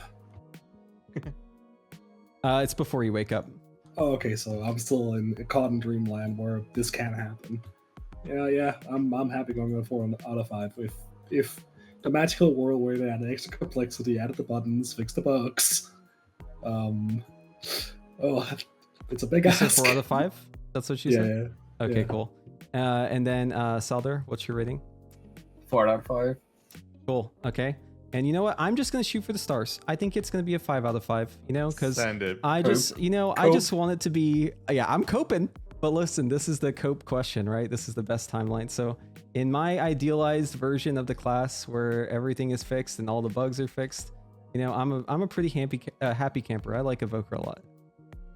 Okay, cool. Well, that was fun. I appreciate you all coming for this. This was a really fun discussion, and you know, hopefully some things change. I think this could be something too that, you know, if we want to open the discussion again in 10.1, it might be fun to do that. But yeah, so any last words before you do your final plug if you want and sign off? Jereico. So overall, again, check out that feedback post on the forums, upvoted, and also post your own feedback. If you have nice constructive criticism to share, the devs love to read those threads and see what people are thinking, as long as they're not like fighting with each other and making crap up. So do be respectful and participate in the community threads. They love that. Overall, definitely looking forward to 10.1, assuming we get a little bit of iteration on some of these things. I like my dragon. I like talking about the dragon. It's a good time. So thanks for having me. Yeah, and where can people find you? Awesome. Yeah. So I've been really busy with actual work. Sorry to all the people who found my stuff during beta, and then I haven't posted pretty much anything since. But hopefully we have some time for some more stuff. So I'm Jereico on Twitch, Jereico on YouTube, and also I've got a site with a bunch of guide content for Devastation called Jereico.com. It's all spelled the same way, so you can find all my stuff there. Yeah, and if you want to, you're VIP now, so if you want to just put that link in the chat a couple times, that'd be good. All right, anyone else? Oh, I guess Saeldur, do you have anything to plug? No, I don't bother. Well, I stream once a blue moon, and that's it. Any shout outs? Anything else you want to share? I just want things to work better. I agree. I just want a bit more of a complicated rotation. I mean, I'm looking forward to the potentially the support spec or whatever the new spec's going to be. That's what I'm looking forward to. The new lizard. All right, and Zindurn? Yeah, for me, I can only really pick it back off what Jereico was saying in terms of the forum posts. We can't guarantee that the devs are going to listen to what we say, but we can't guarantee if we don't say anything, they won't, make any notice. So write some forum posts, upvote the ones you like. And it's been a great experience. Thanks for having me. I also stream once in the blue moon on Twitch TV/Zindurn, and maybe that's something I'll do more, but it's definitely been very inactive. Okay, cool. Thank you all again. I'm going to wrap up the stream. Go ahead and sign up for that raid. If you haven't already, be sure to sign up, and then make sure you smash that follow button once you're over there. Expect to see this VOD on YouTube, so if you missed any of it due to an ad or something, I apologize in advance for that, and I apologize again now that it's over, but I will put the VOD on YouTube so you can just go watch it in its entirety there. And if you want to catch me doing more content tomorrow, I'll be doing Mythic Plus probably and raiding on Monday. And we'll probably do some PTR stuff too. Also, if there's anything new that they do to Evoker, I'm going to just immediately hop over onto the PTR and get that going. But yeah, thank you all for watching, and I'll see you soon. And say hi to Jereico for me. All right, bye-bye.